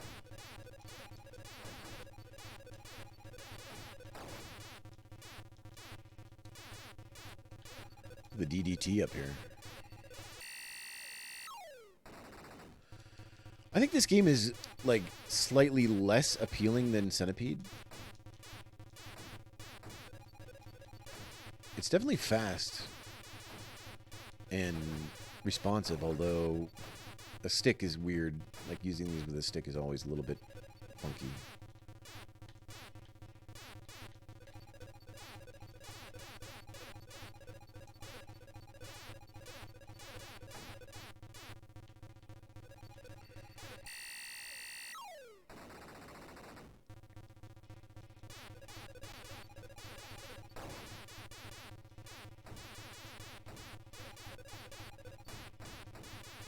Like it doesn't have as much.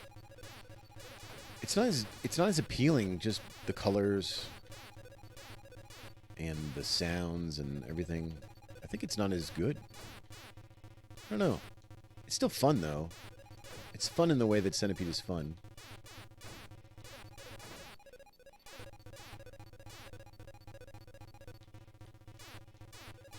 The spiders are definitely more erratic.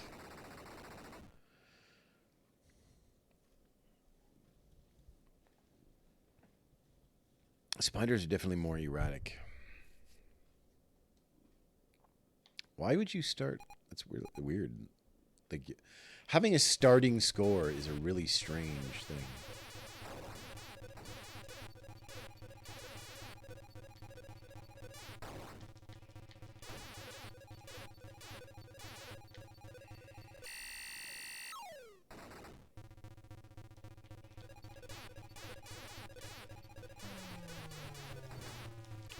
Well, I just played Centipede a little while ago. First and foremost, everything's faster.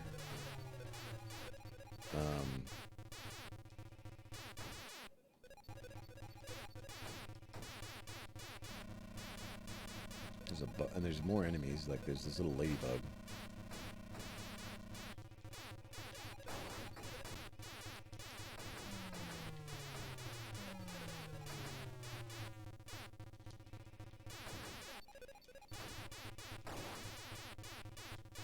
But look how fast the Centipede is. Or the Millipede, I guess.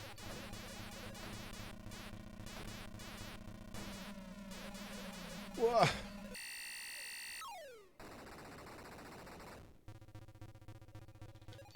But it's still meant to be a little bit easier to deal with the way they screen shift, by the way, is it's not very good.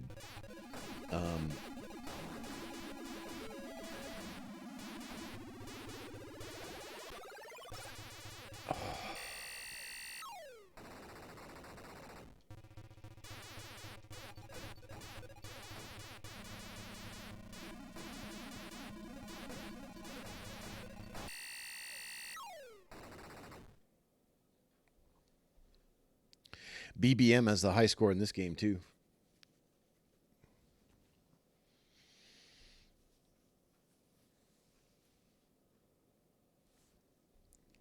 Yeah, I'll see what happens when you pick, like, a different starting score. Is it just Is it just easier?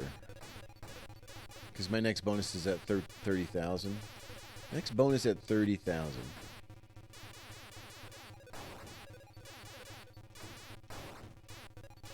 Next bonus at 30,000.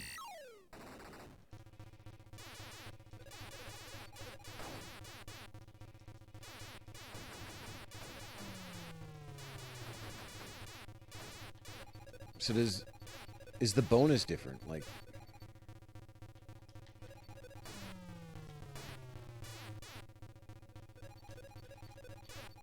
what was the next bonus at the first time?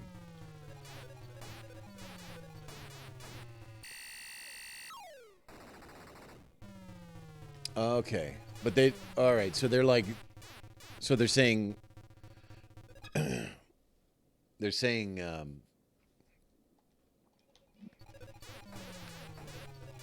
right.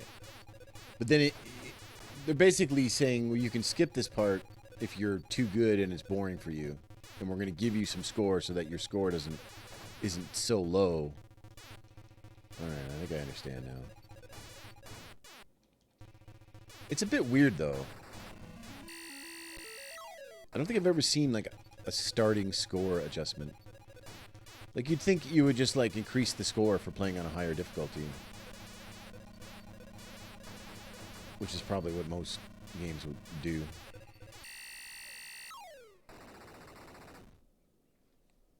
Oh, it calculates the speed from the score. Oh, I see. All right, let's start at 1. Next bonus. Yeah, see? So, okay. So they basically get you to your first bonus automatically. Interesting.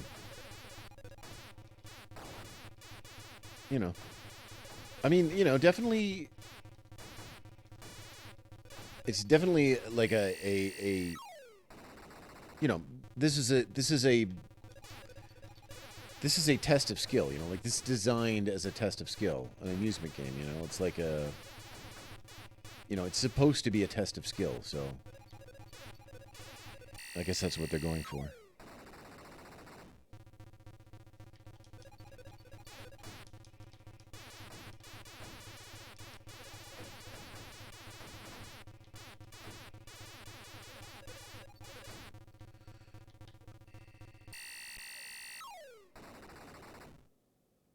All right.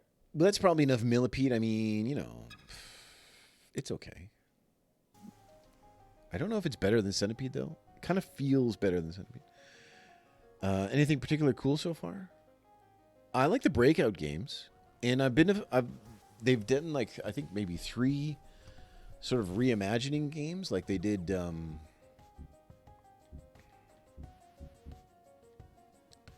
where was it? Was it Asteroids Deluxe? There's a... I'll show you this one, actually. We'll play a game of this, because it's actually pretty cool.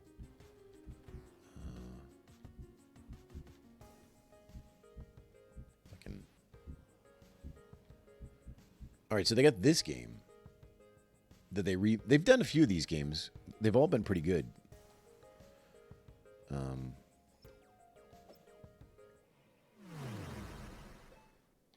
So this is a game made for this collection.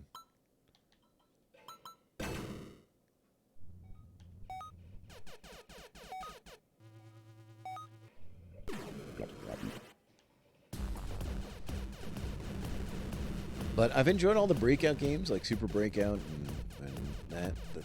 They've been good.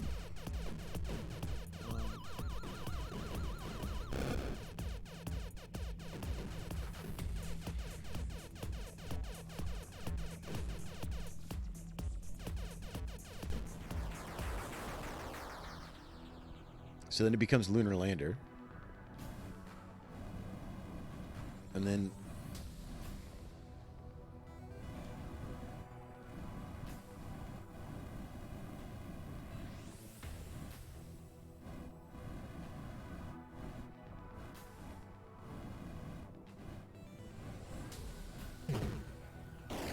that. And then it becomes this.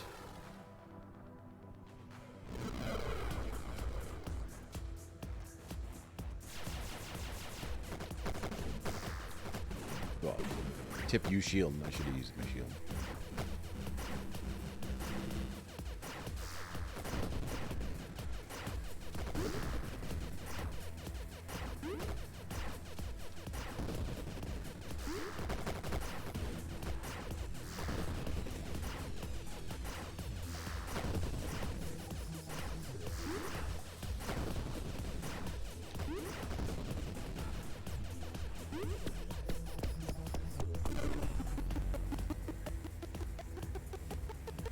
And then it becomes Tempest. I don't think I've made it. I don't know if I made it past Tempest. Did I? Can't remember. I don't know if I have a bomb.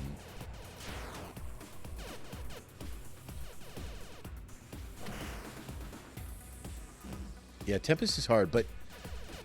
And I was saying this earlier, if you've not played it with a rotating thing, like, that's the difference. Playing it with the rotating controller... How do you get this guy? Okay. Playing with the rotating controller makes all the difference for those games. It feels so much better.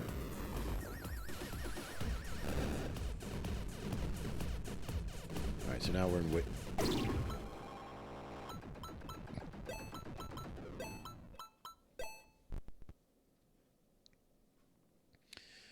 Alright, anyway, that's that game, which is pretty cool. I mean, you know, I don't know if these games are... I was saying this before, but I don't know if they're available on anything other than this collection. Like, I don't know if they got released separately somehow. Separate. Maze Invader, Space Duel, Gravitar, Millipede, Liberator. This is the tank one? Massive rotating planets displayed at the center of the screen gave Liberator a distinctive eye-catching draw. Using characters from the Atari Force comic series by DC, Liberator played like Missile Command in reverse, shooting down the missiles that are being fired from the planet's surface.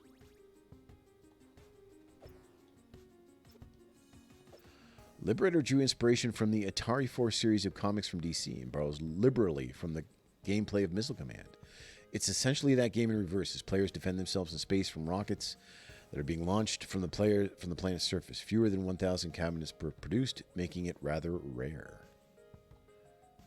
Okay, this is maybe not what I was thinking it was. The evil Malaglon, or Malaglon. That's a really bad, that's a hard word to say. Malaglon, Commander Champion of Atari Force, has chosen you to become the Liberator.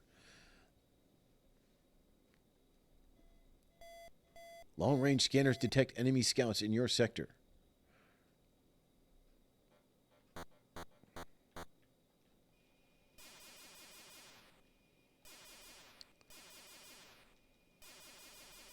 All right, things are hard to hit. Got him. Level 1. Oh, look at this. Hey, this is pretty cool.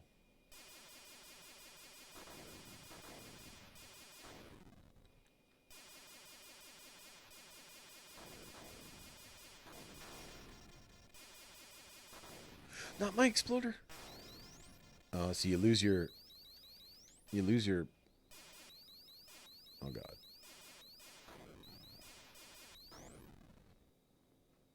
Oh, there's a... Is there... Oh, you have to destroy the bases on the planet. I didn't know. I didn't know.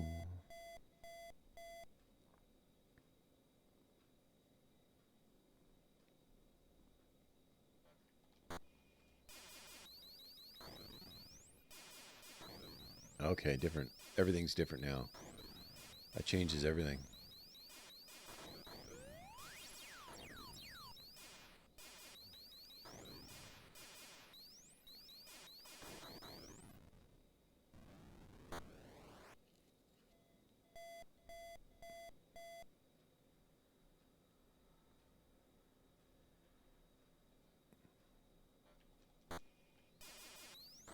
Oh, this game's cool. I'll tell you that.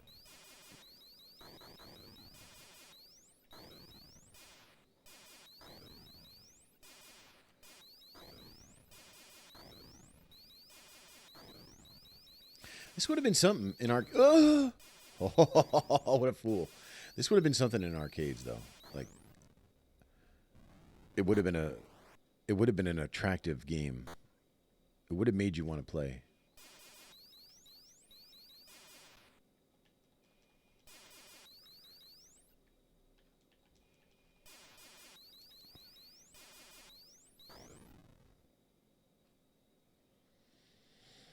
Be my baby now. Whoa, whoa, whoa, whoa, whoa, whoa, be my. Well, you could do pretty well with only one gun, though. Sort of. If I'd known earlier about this whole missile-based thing, I think things would have been a lot different.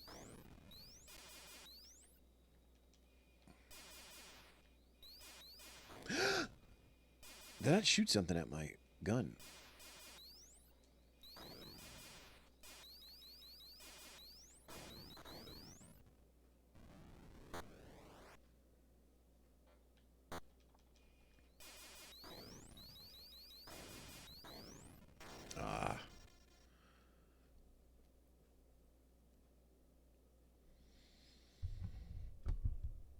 Oh, yeah, just like hearing every game at once. That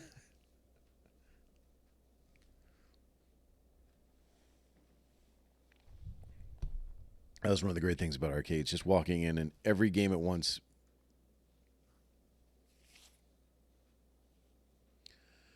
All right, that's interesting. I mean, I think it's a cool game. You know. Promotional flyer for Liberator. Liberator's flyer offers a detailed description of its gameplay, noting that it offers 90 different planets, so the action never ends for you or the player.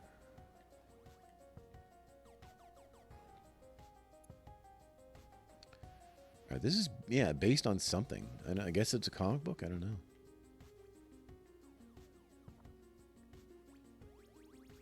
Atari Force. I guess Atari Force was a comic. Incredibly realistic interplanetary search, destroy, and what do they mean by realistic? When they say realistic, what are they trying to say?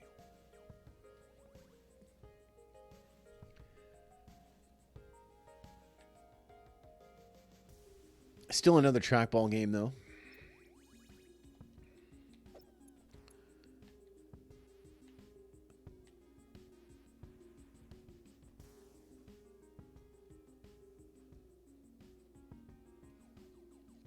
My score list.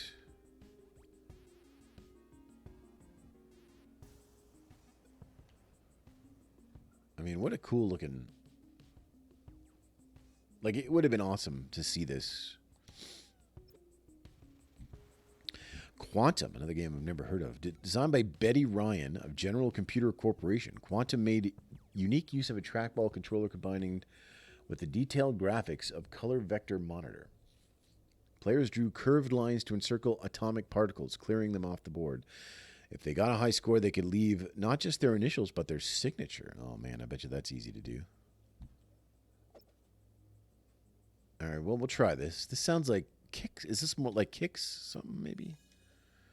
Designed by Harvard graduate Betty Ryan, Quantum stands out not only for being Atari's only trackball game with vector graphics, but a non-violent game as well. Players must skillfully draw lines around atomic particles to score points. The highest scoring player gets assigned their name using the trackball controller.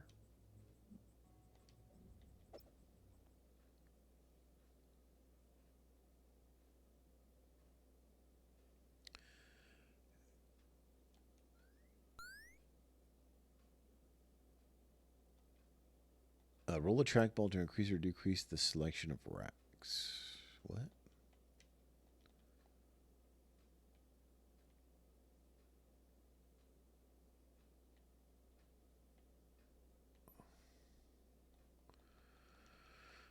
I don't know.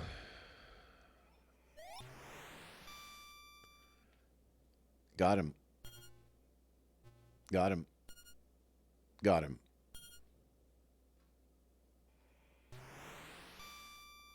You think this is as good as Death Stranding?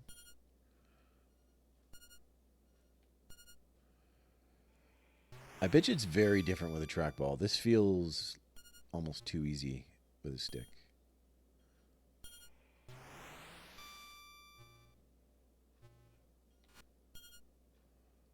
Big combo. Oh, all right. This game's all right.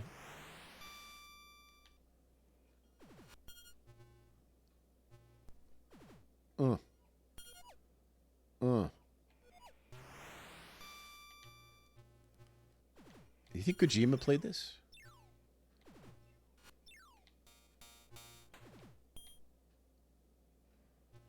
I suppose you can die by touching these things, huh? Yep.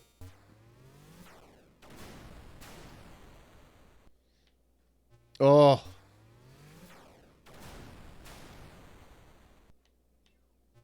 Oh, I did. That was pretty crazy that it all happened exactly the same way. So I imagine with a trackball, you had to keep like rolling. So that would be way different than what I'm doing, which is just holding the stick in a direction and having it move. I don't know. I think it would be pretty hard with a trackball. Draw initials. How do you draw? Oh, you have to hold start. There we go.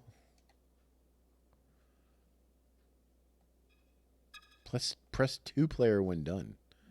What's 2-player? Circle initials.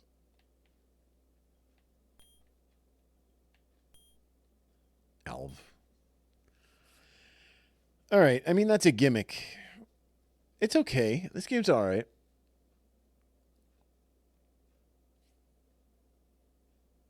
The whole signing your name thing, though.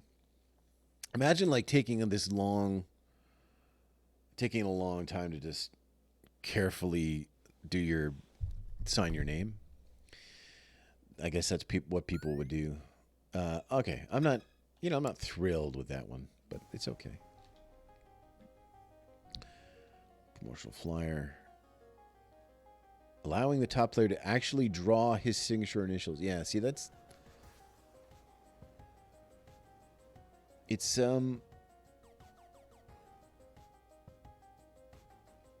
okay, but like it seems like they're really like laying into the gimmick of being able to do your initials or whatever. Quantum creator Elizabeth Betty Ryan was the first woman to be employed as a game programmer at General Computer Corporation. She also programmed several Atari console games.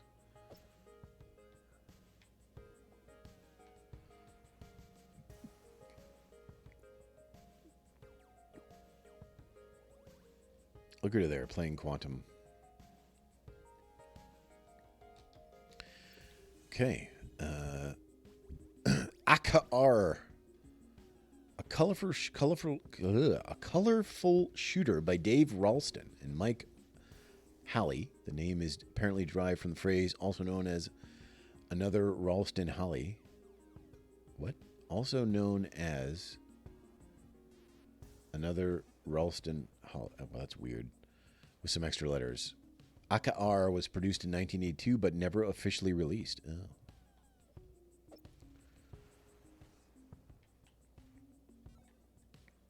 Another trackball game. Atari loved their trackballs. Players defend a central turret from enemies on all sides in this fast-paced game that shares some gameplay elements with Bissell Command. After testing at the prototype stage, Atari chose not to manufacture the game, making the arcade prototype quite rare. AKR.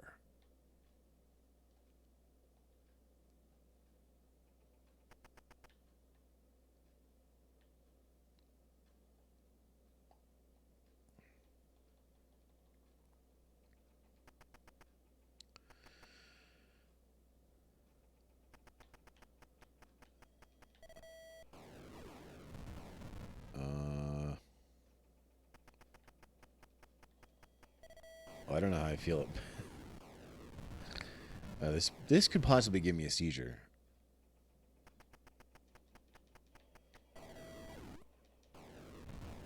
Zoom, zoom, zoom.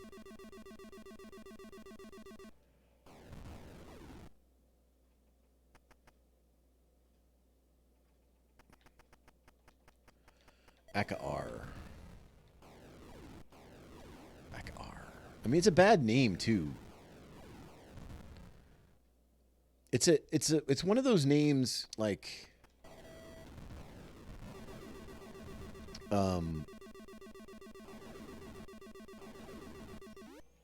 I don't know what I did there. It's one of those names where like the hubris of the person who developed it or made it, they don't recognize that it's a bad name. They're just too into I don't know. I have no idea what's going on here, by the way. Just too into their own thing.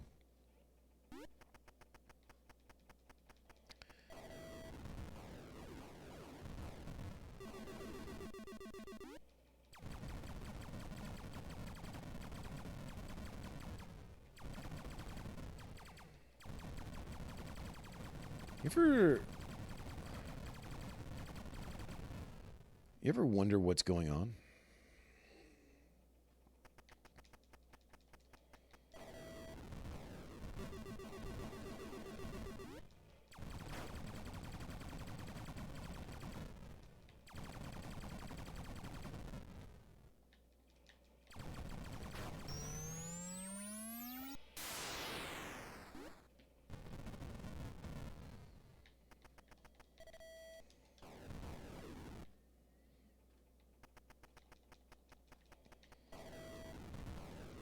So you can like, I'm pressing another button to go into one of these areas, I think. I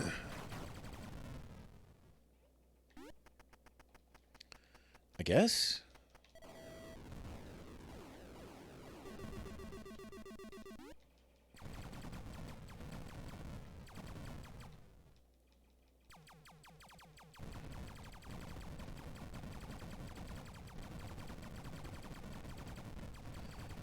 You got to be pretty accurate with this aimer thing too, which would be easier with a ball, I guess. Trackball.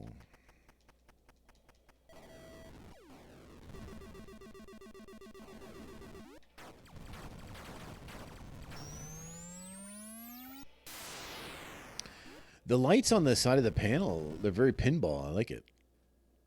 Like the lights lighting up like that. I screwed up. Okay. That game, I don't think is very good. But, you know.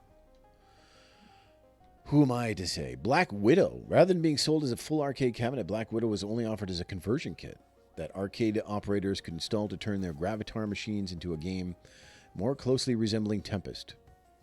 Black Widow was very early example of twin stick shooter in which the player used one joystick to move and the other to fire in all directions. Atari's been doing sort of like these reboot games. I think this is one of the ones they did, or like a reboot new version of this.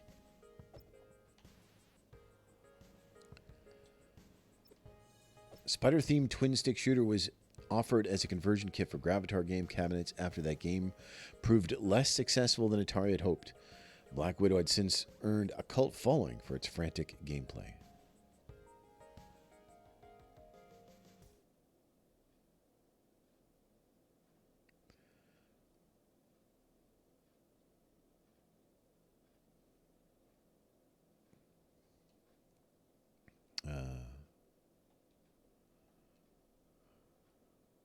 For sure.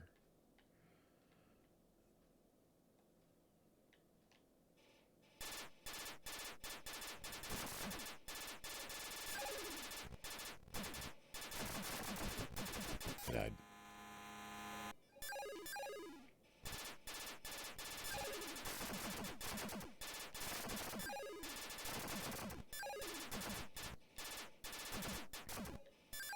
I think they call them like Reloaded or something.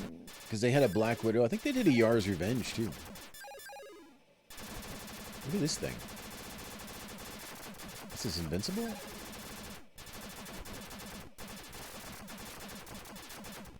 Oh, it's an enemy. It's eating my...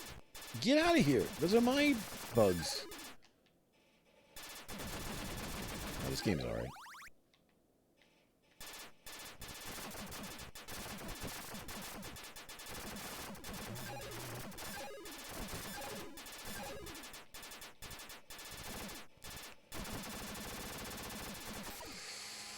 What?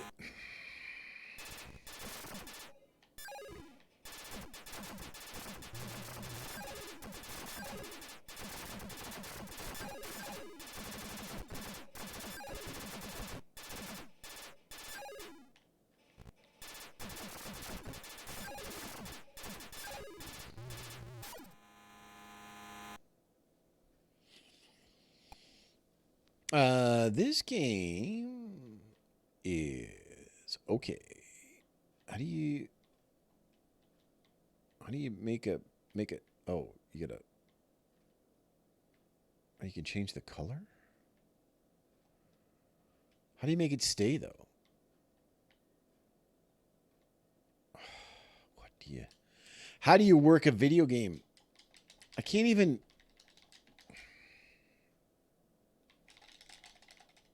Enter your initials. Change with left stick. Move right stick to enter. Oh. Wait, hold on. Okay, I got it. I guess I could read. I hate reading, though. Tag grub stakes. Shoot bugs, then tag grub stakes.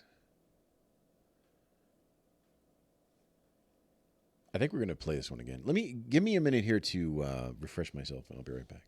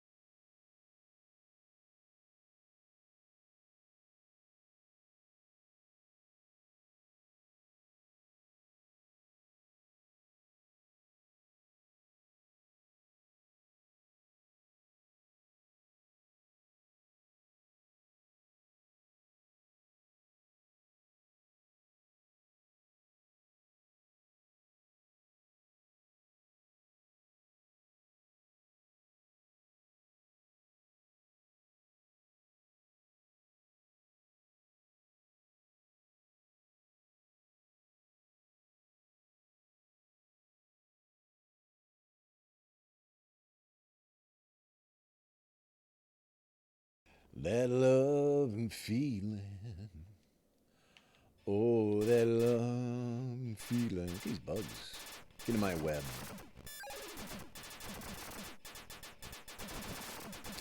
I can sort of see why they would have picked this game to remake, honestly.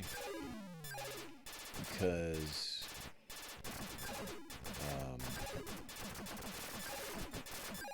it's sort of modern, in a way. Like the twin stick feel and everything. Like it's... and the fast... It feels... these little... how do you...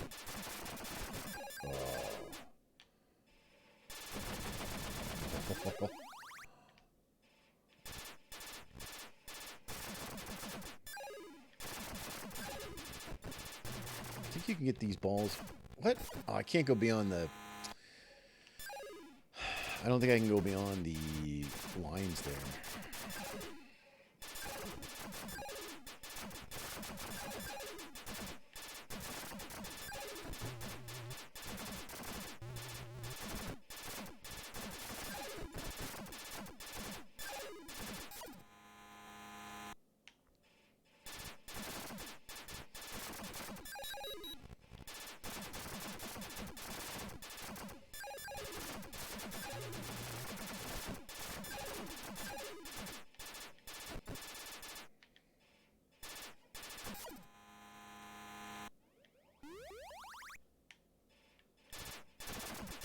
What? I didn't know. How would I know that? It just exploded. I had a new high score, though.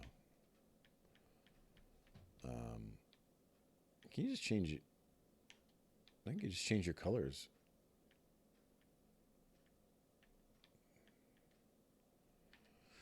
All right. I mean, this game's legit. I think it's a good game, if you ask me. Food Fight. While most of Atari's arcade games tend to be abstract and not feature recognizable characters, the movement towards marketable mascots in the mid-'80s produced Food Fight, starring bright-eyed, blonde-haired Charlie Chuck, a young lad who just wants to steal an ice cream cone without angry chefs getting in his way.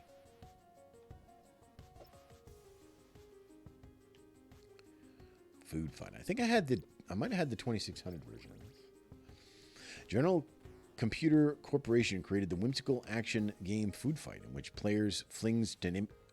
the player flings tomatoes, bananas, and other foodstuffs at angry chefs as part of the legal statement with Atari over GCC's unlicensed Missile Command upgrade kits. GCC would later design the Atari 7800 console as well as the arcade game Quantum. Let's play Food Fight. Look at this. Move joystick to select level and press and throw to start. Eat the cone.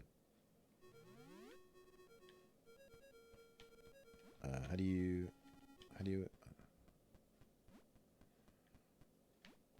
Can you throw this food at him? Oh, yeah. Oh!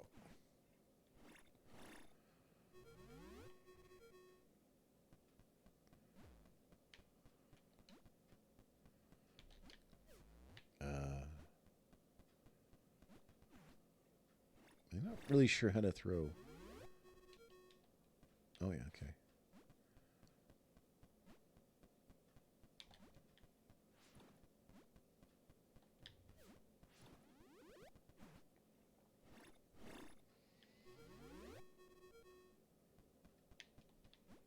Oh, the pies.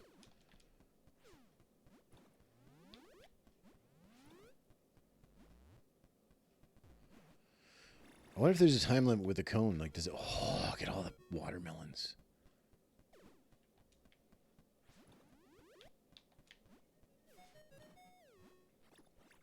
I may not have had this game, actually. Like, I've played a version of this somewhere, but I don't remember what.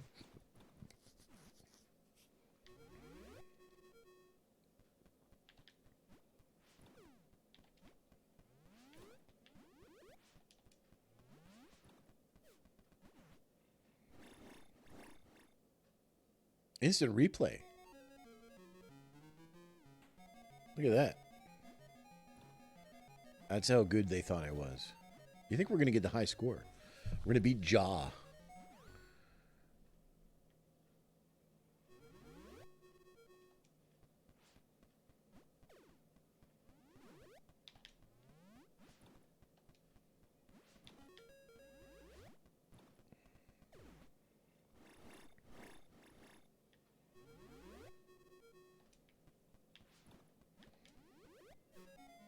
Did they get me? Oh. What am I throwing at them? Lettuce? Oh my god.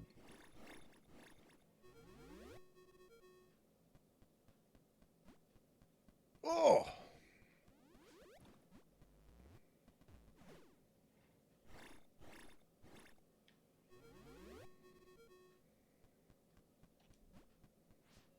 right? Come with tomato.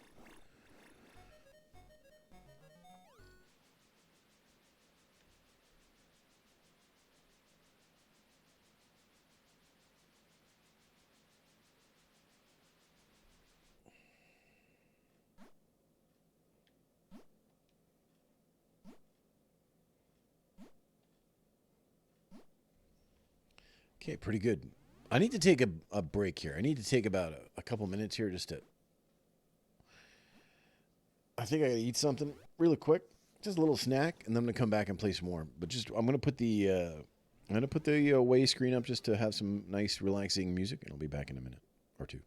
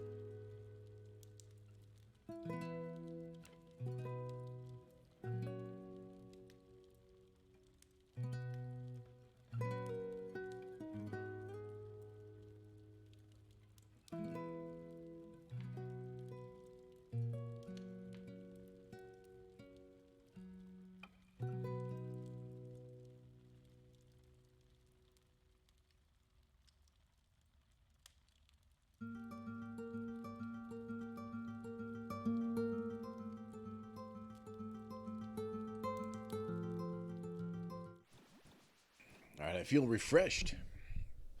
Screensaver engaged. Let's disengage the screensaver. All right, food fight. Do I want to play food fight again? You know, not really. It's not my favorite. It's okay, though. Promotional flyer for food fight. This is very characterful, which is something you haven't really seen yet. You'll clean up profits while your players have a ball, making a video mess.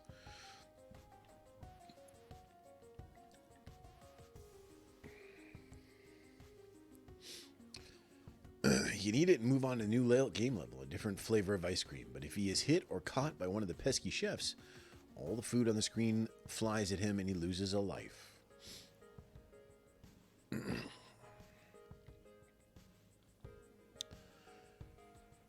Just be careful not to fall in the holes himself. Special feature exclusive to new food fight is the instant replay. Yeah, we got an instant replay.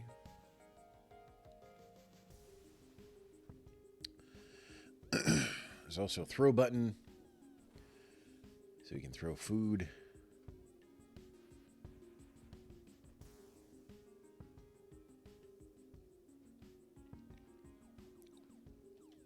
Okay. Original artwork used for production of a promotional food fight t-shirt. All right, we already saw the, there was a Missile Command one, right? Oh, where could you find this t-shirt, I wonder?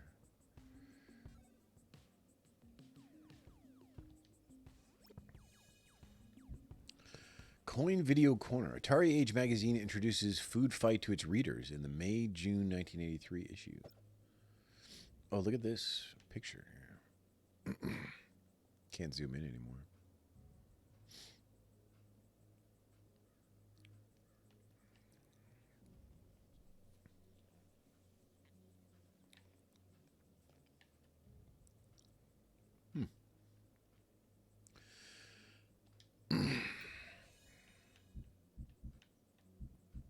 Crystal Castles. Oh, here's another one that's like really weird without a trackball.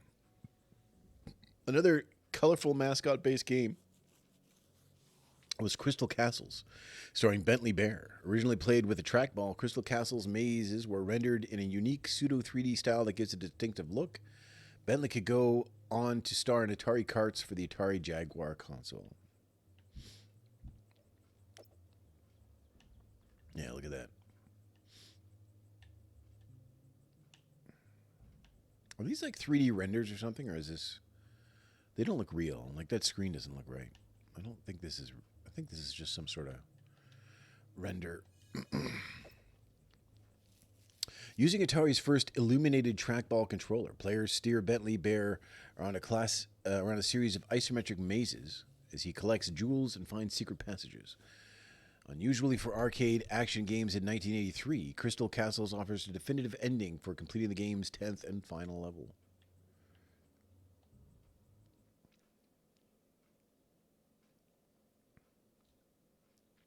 Just shaded pixels?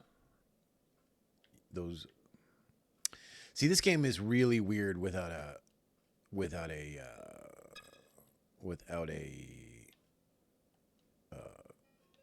trackball. Like, look at the way he moves.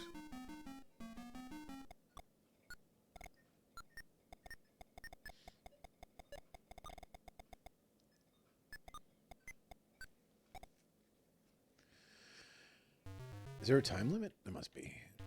Oh no.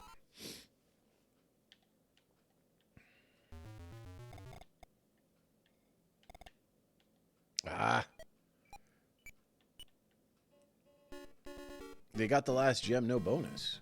Oh, man.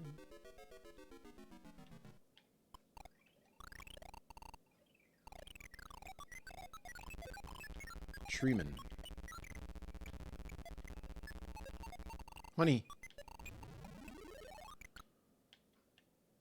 Bears love honey. It's true. You think it's special? Yeah. It's so hard to control because of the...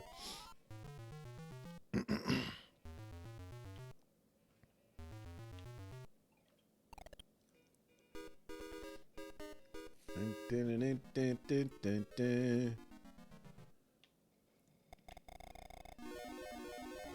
at the skeleton there.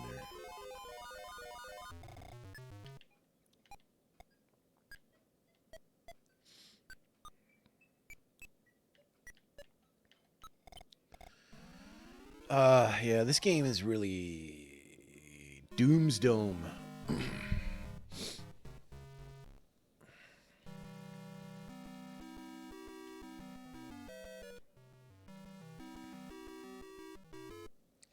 Yeah, not really a fan of playing this without the trackball because it really feels weird.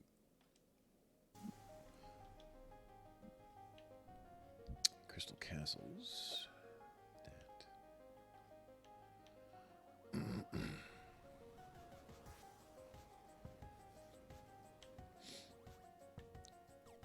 I mean, a cool looking game, but Atari Age magazine introduced Crystal Castles to its readers in the September-October 1983 issue.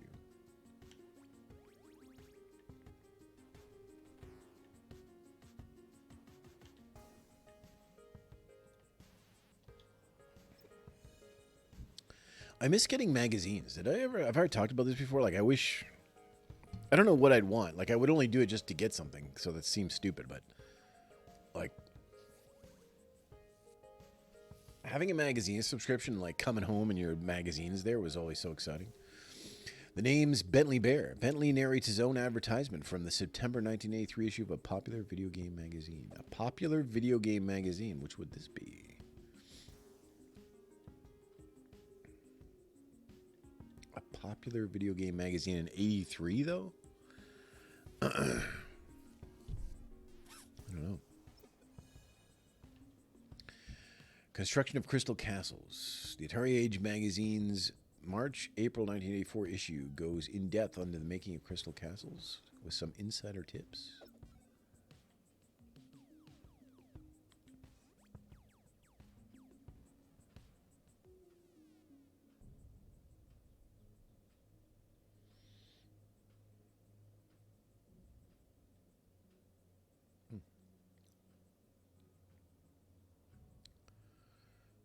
Anyway, interesting game. Major Havoc. Designed by Owen Rubin with some participation from Mark Cerny, Major Havoc is like a buffet tray of game genres, combining spaceship shooting, platforming, and more. Its unique design makes it a cult classic of the era and one of the more unique uses of the vector display.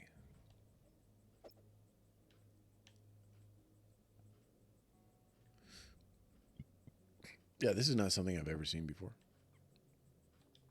Wait, maybe I have.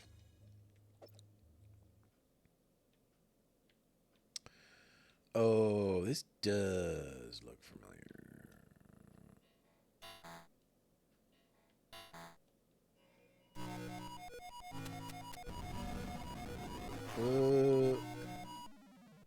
What am I... Did you see there was a breakout at the bottom I was doing?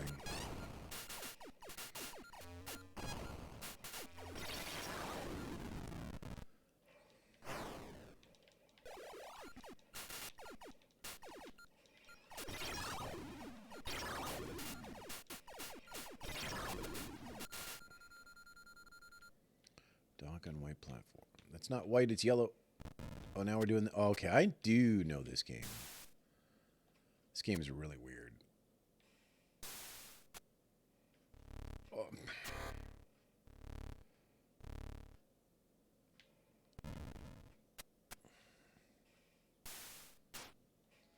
It's a bit hard to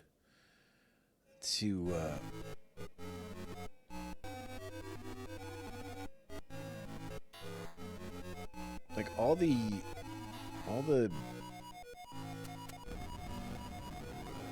see down here there's a breakout. I don't know what's going on.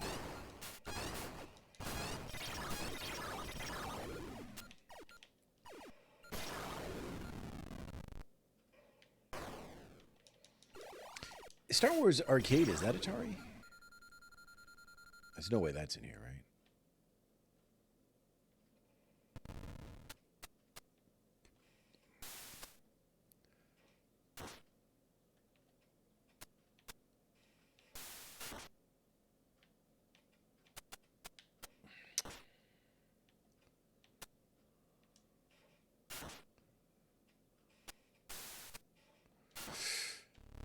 Get up there. Oh, I gotta go this way. No! Hold button for higher jumps.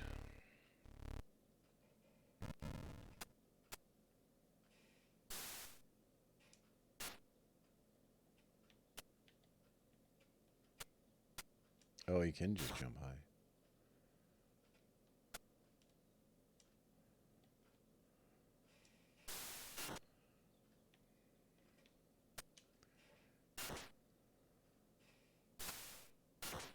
Oh, no. How was I supposed to?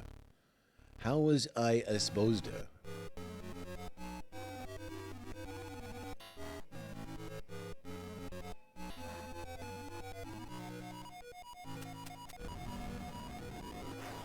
See at the bottom here, there's a breakout?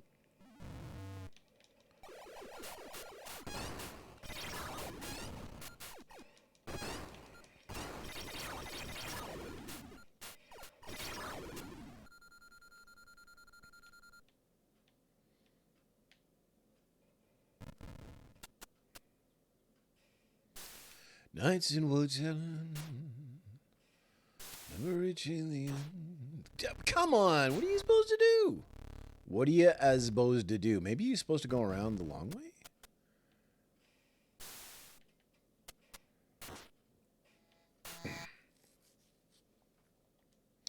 Perhaps you're supposed to use your map.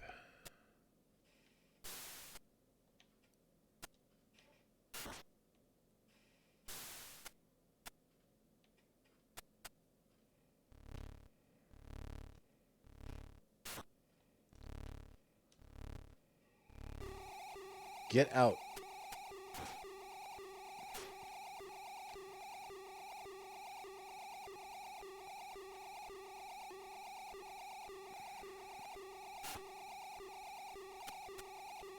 No, I fell.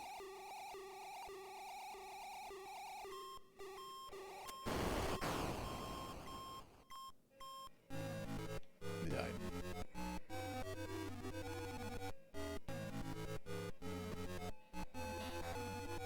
All right. I mean, that's interesting, but I don't necessarily think it's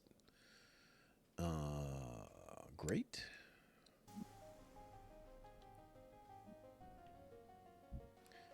Major Havoc. The bonus is Breakout. The Major Havoc flyer notes that Breakout can be played for a few seconds before the actual game starts. A bonus life can be earned.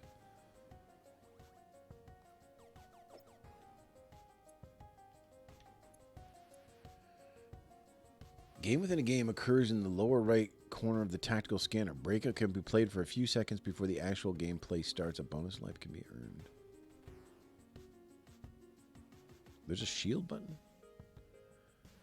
Players reward players for short game times as it advances him to levels deep into gameplay. Roller controller is used to dial and correct code numbers during the tactical scanner wave. Huh.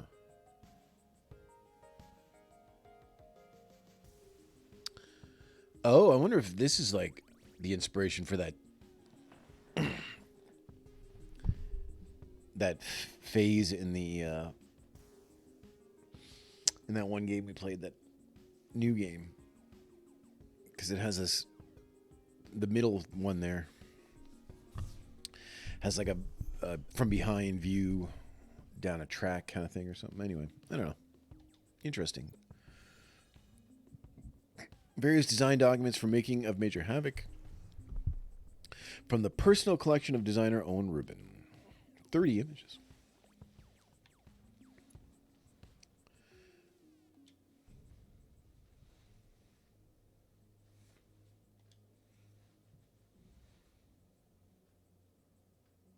Interior view shows path to atomic core.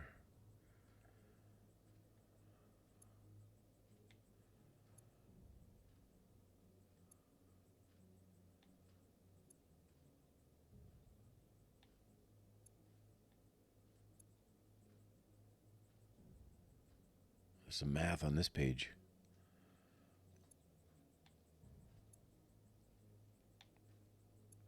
Here's the little dude. It does look like that, doesn't it?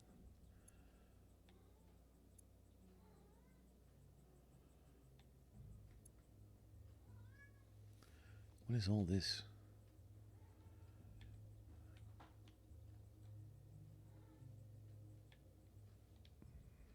Oops.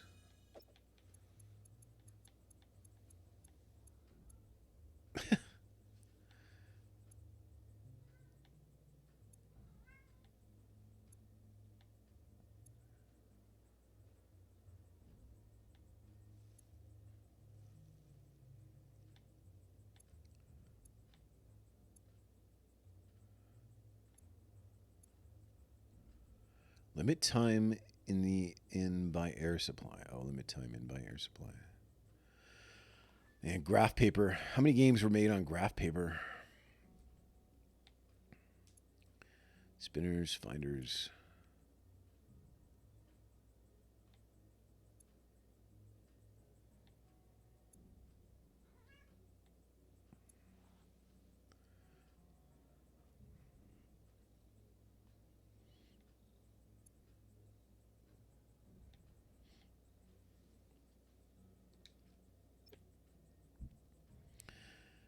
Here's a ad from that magazine.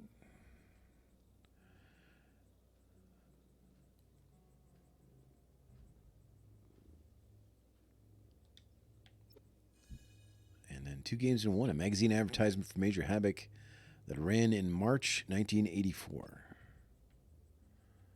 You are Major Havoc. These screenshots look like they're just drawn.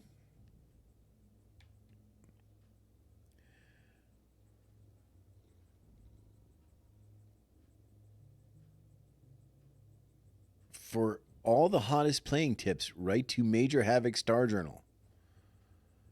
Man, you could write to them and they'd send you the hot playing tips for Major Havoc. That's pretty good. Firefox. The advent of laser discs allowed arcade games to present full quality video sequences. Although designers had to get rather creative with them because the interactivity was extremely limited. Firefox used footage from a 1982 Clint Eastwood movie. Players could insert more coins when starting a game in order to lengthen their flights. Huh.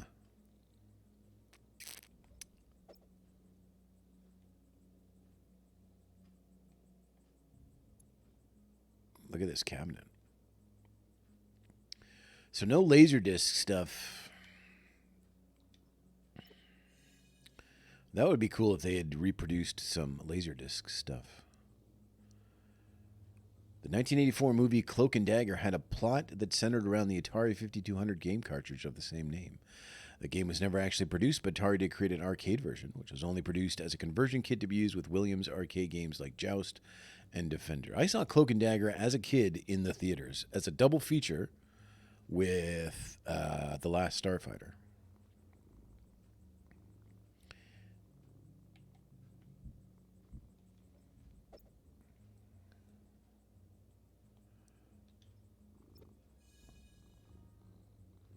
Let's check out Cloak and Dagger. Loosely based on a 1983 action movie, Cloak and Dagger began as a project called Agent X. As a spy, players must steal information, defeat robots, and escape an underground lair before it explodes. Step on unarmed explosives for points. Secret maps to next minefield. Map. Shoot explosives. Extra life. Pick up the pie.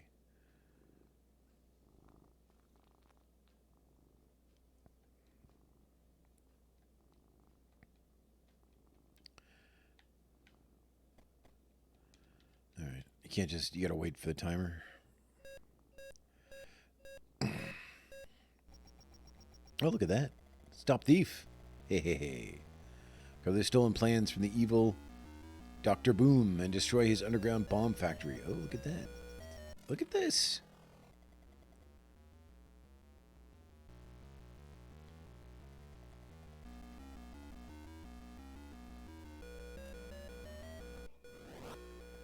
Where am I? Oh, here I am. How do you shoot?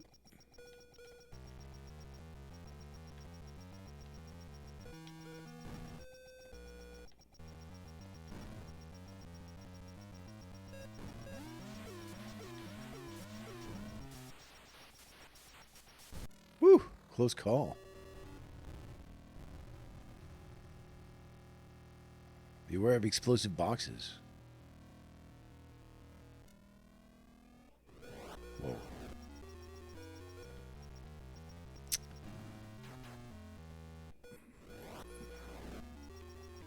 It's got some interesting like presentation, but I don't know about like playing it. It's kind of like having these just conveyor belts is like weird. I got 1,800 points for that.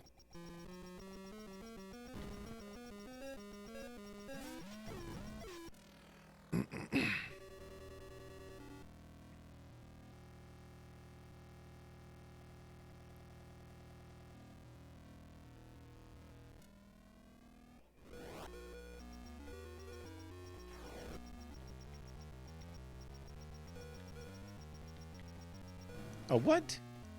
I thought the S's were good.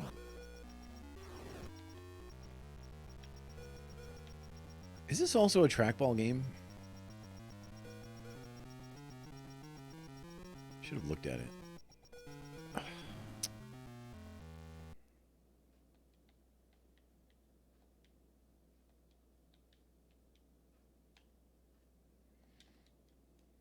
I don't know how to play. Anyway, I don't think I like this game very much. Although it's cool to look at. No, it is a joystick.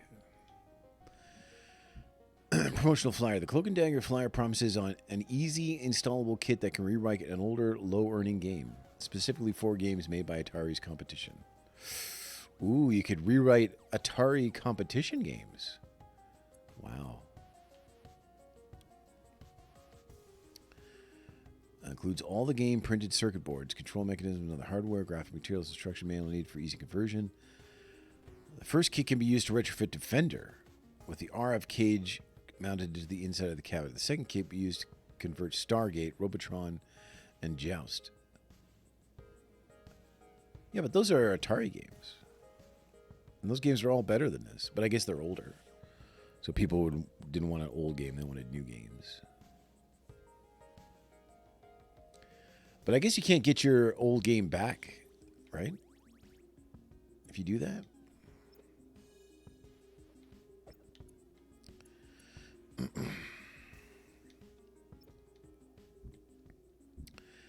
I, Robot, the final arcade game produced by Atari Inc. before it sold off its arcade division in 1984. I, Robot was also the first arcade game produced with true 3D shaded polygonal graphics. Players could choose to either play the arcade game or use a 3D drawing program called Doodle City. What? That's weird.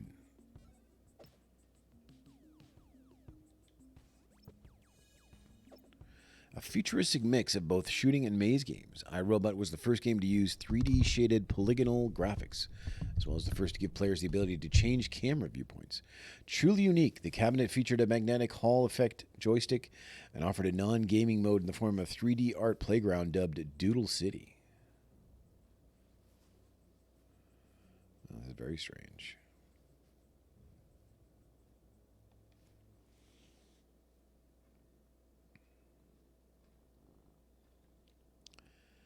Well, I definitely don't. The Ungame. iRobot the game.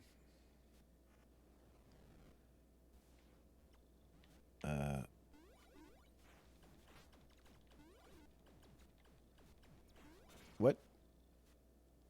Do not jump if I is red.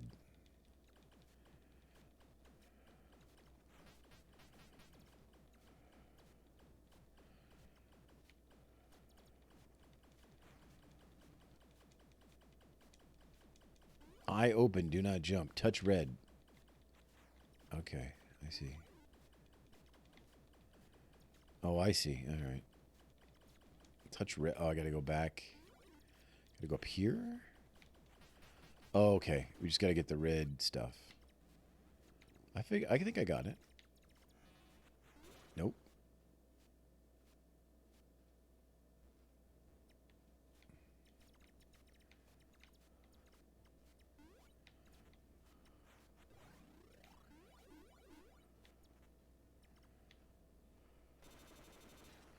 Got him.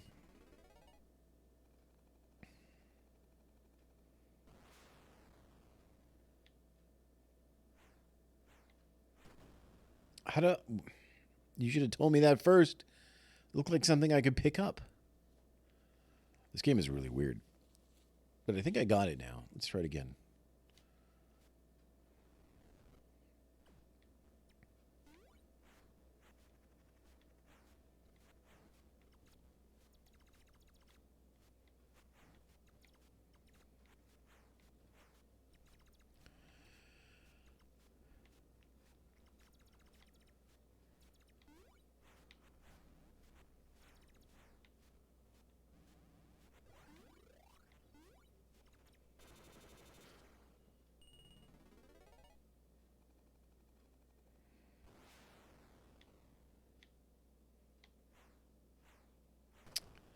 How?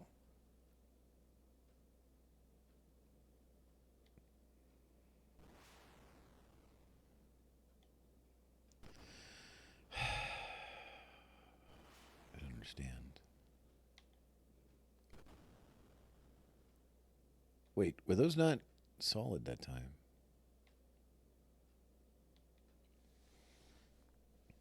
Oh, can I shoot? Hold on a sec.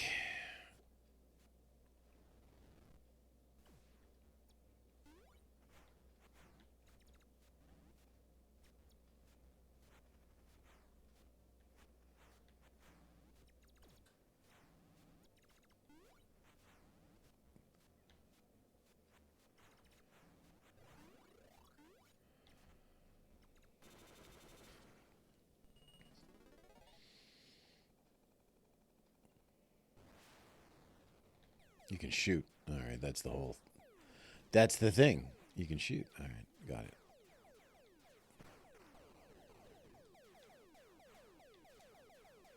Don't touch solid objects. 999 points.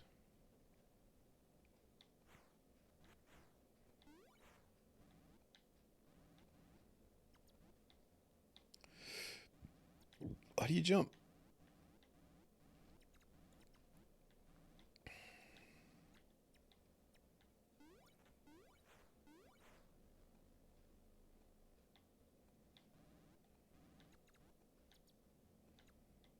What?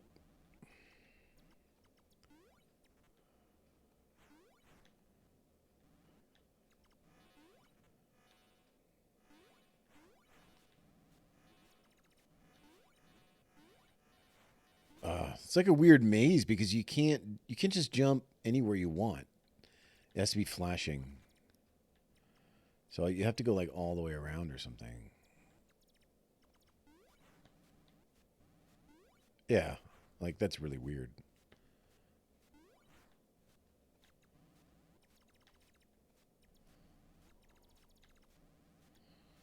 You have to like find the path.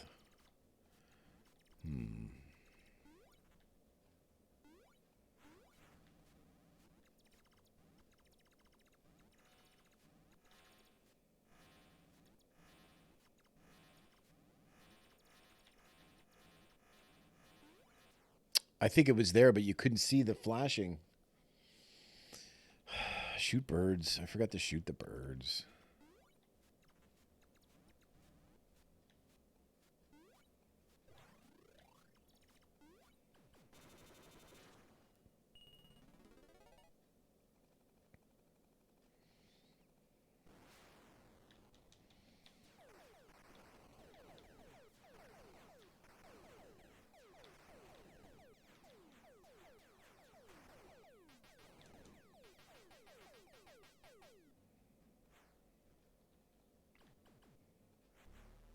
Entering...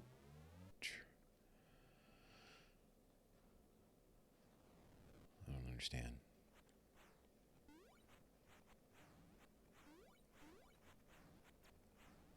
Maybe it's a warp if you want to...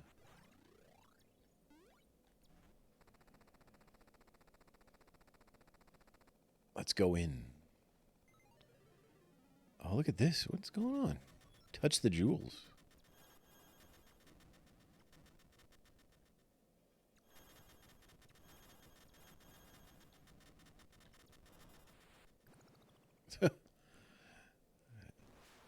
That's pretty... That's nightmarish, for sure. Oh God.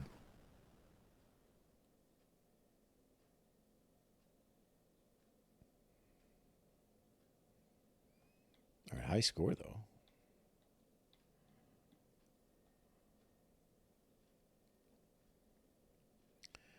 Forget the game. Relax in Doodle City. All right, we got to check out Doodle City. Use controls to paint a picture. Start 1, clear 2, spin, pick pictures.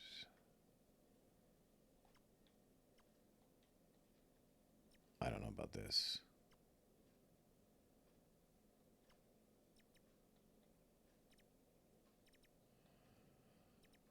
I don't know about this. I don't know about it. All right. Okay. iRobot promotional flyer. According to the iRobot promotional flyer, each game came with a free poster intended to create excitement and awareness of how to play.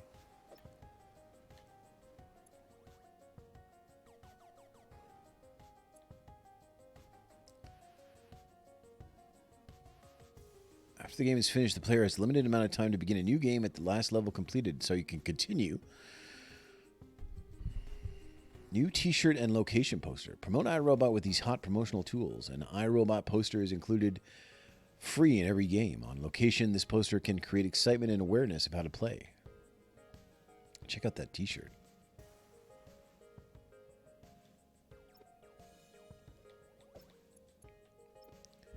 Lead the Revolution. A magazine advertisement for iRobot placed in September 1984 says players won't believe their eyes. Their eyes? What does that mean? Why did they have their and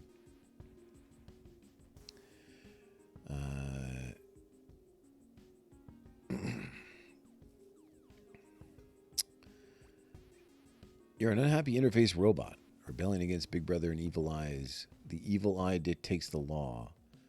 The eye will kill you if it sees you breaking the law. Your mission is to destroy the evil eye. You can break the law, just don't get caught. The law is simple, no jumping. Not to worry.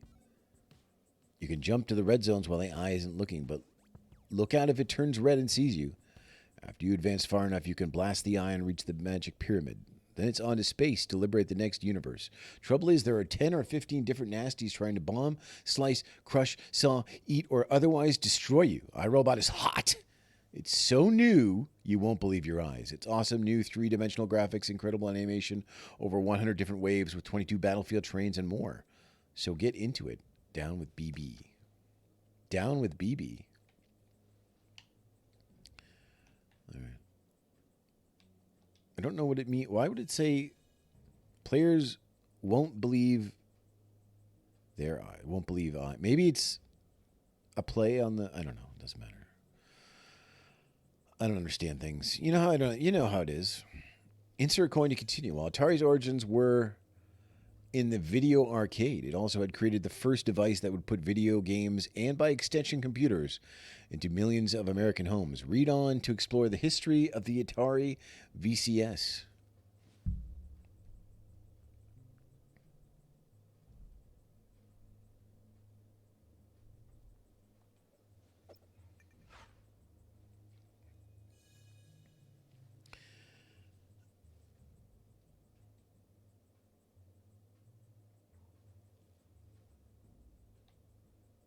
All right, look at that. Okay, well, I think that's where we're going to call it then.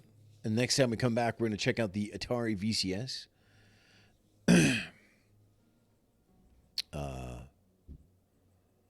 Which is going to get into stuff that I kind of remember as a kid. I'm already seeing everything I already had. Air, sea battle, combat, all that stuff. So that'll be exciting. We're going to reminisce about days gone by with the wood-grained Atari 2600. Like I said last time, we got one really late. Like pretty close to the crash. Like everything was just cheap. I'm pretty sure we got a used one. My parents bought a used one, and then I remember going to the store and buying games for like $5 or whatever they were, $1 or $5. They were just ended up just in these huge bins because people didn't want them. Look at all these games here in the background.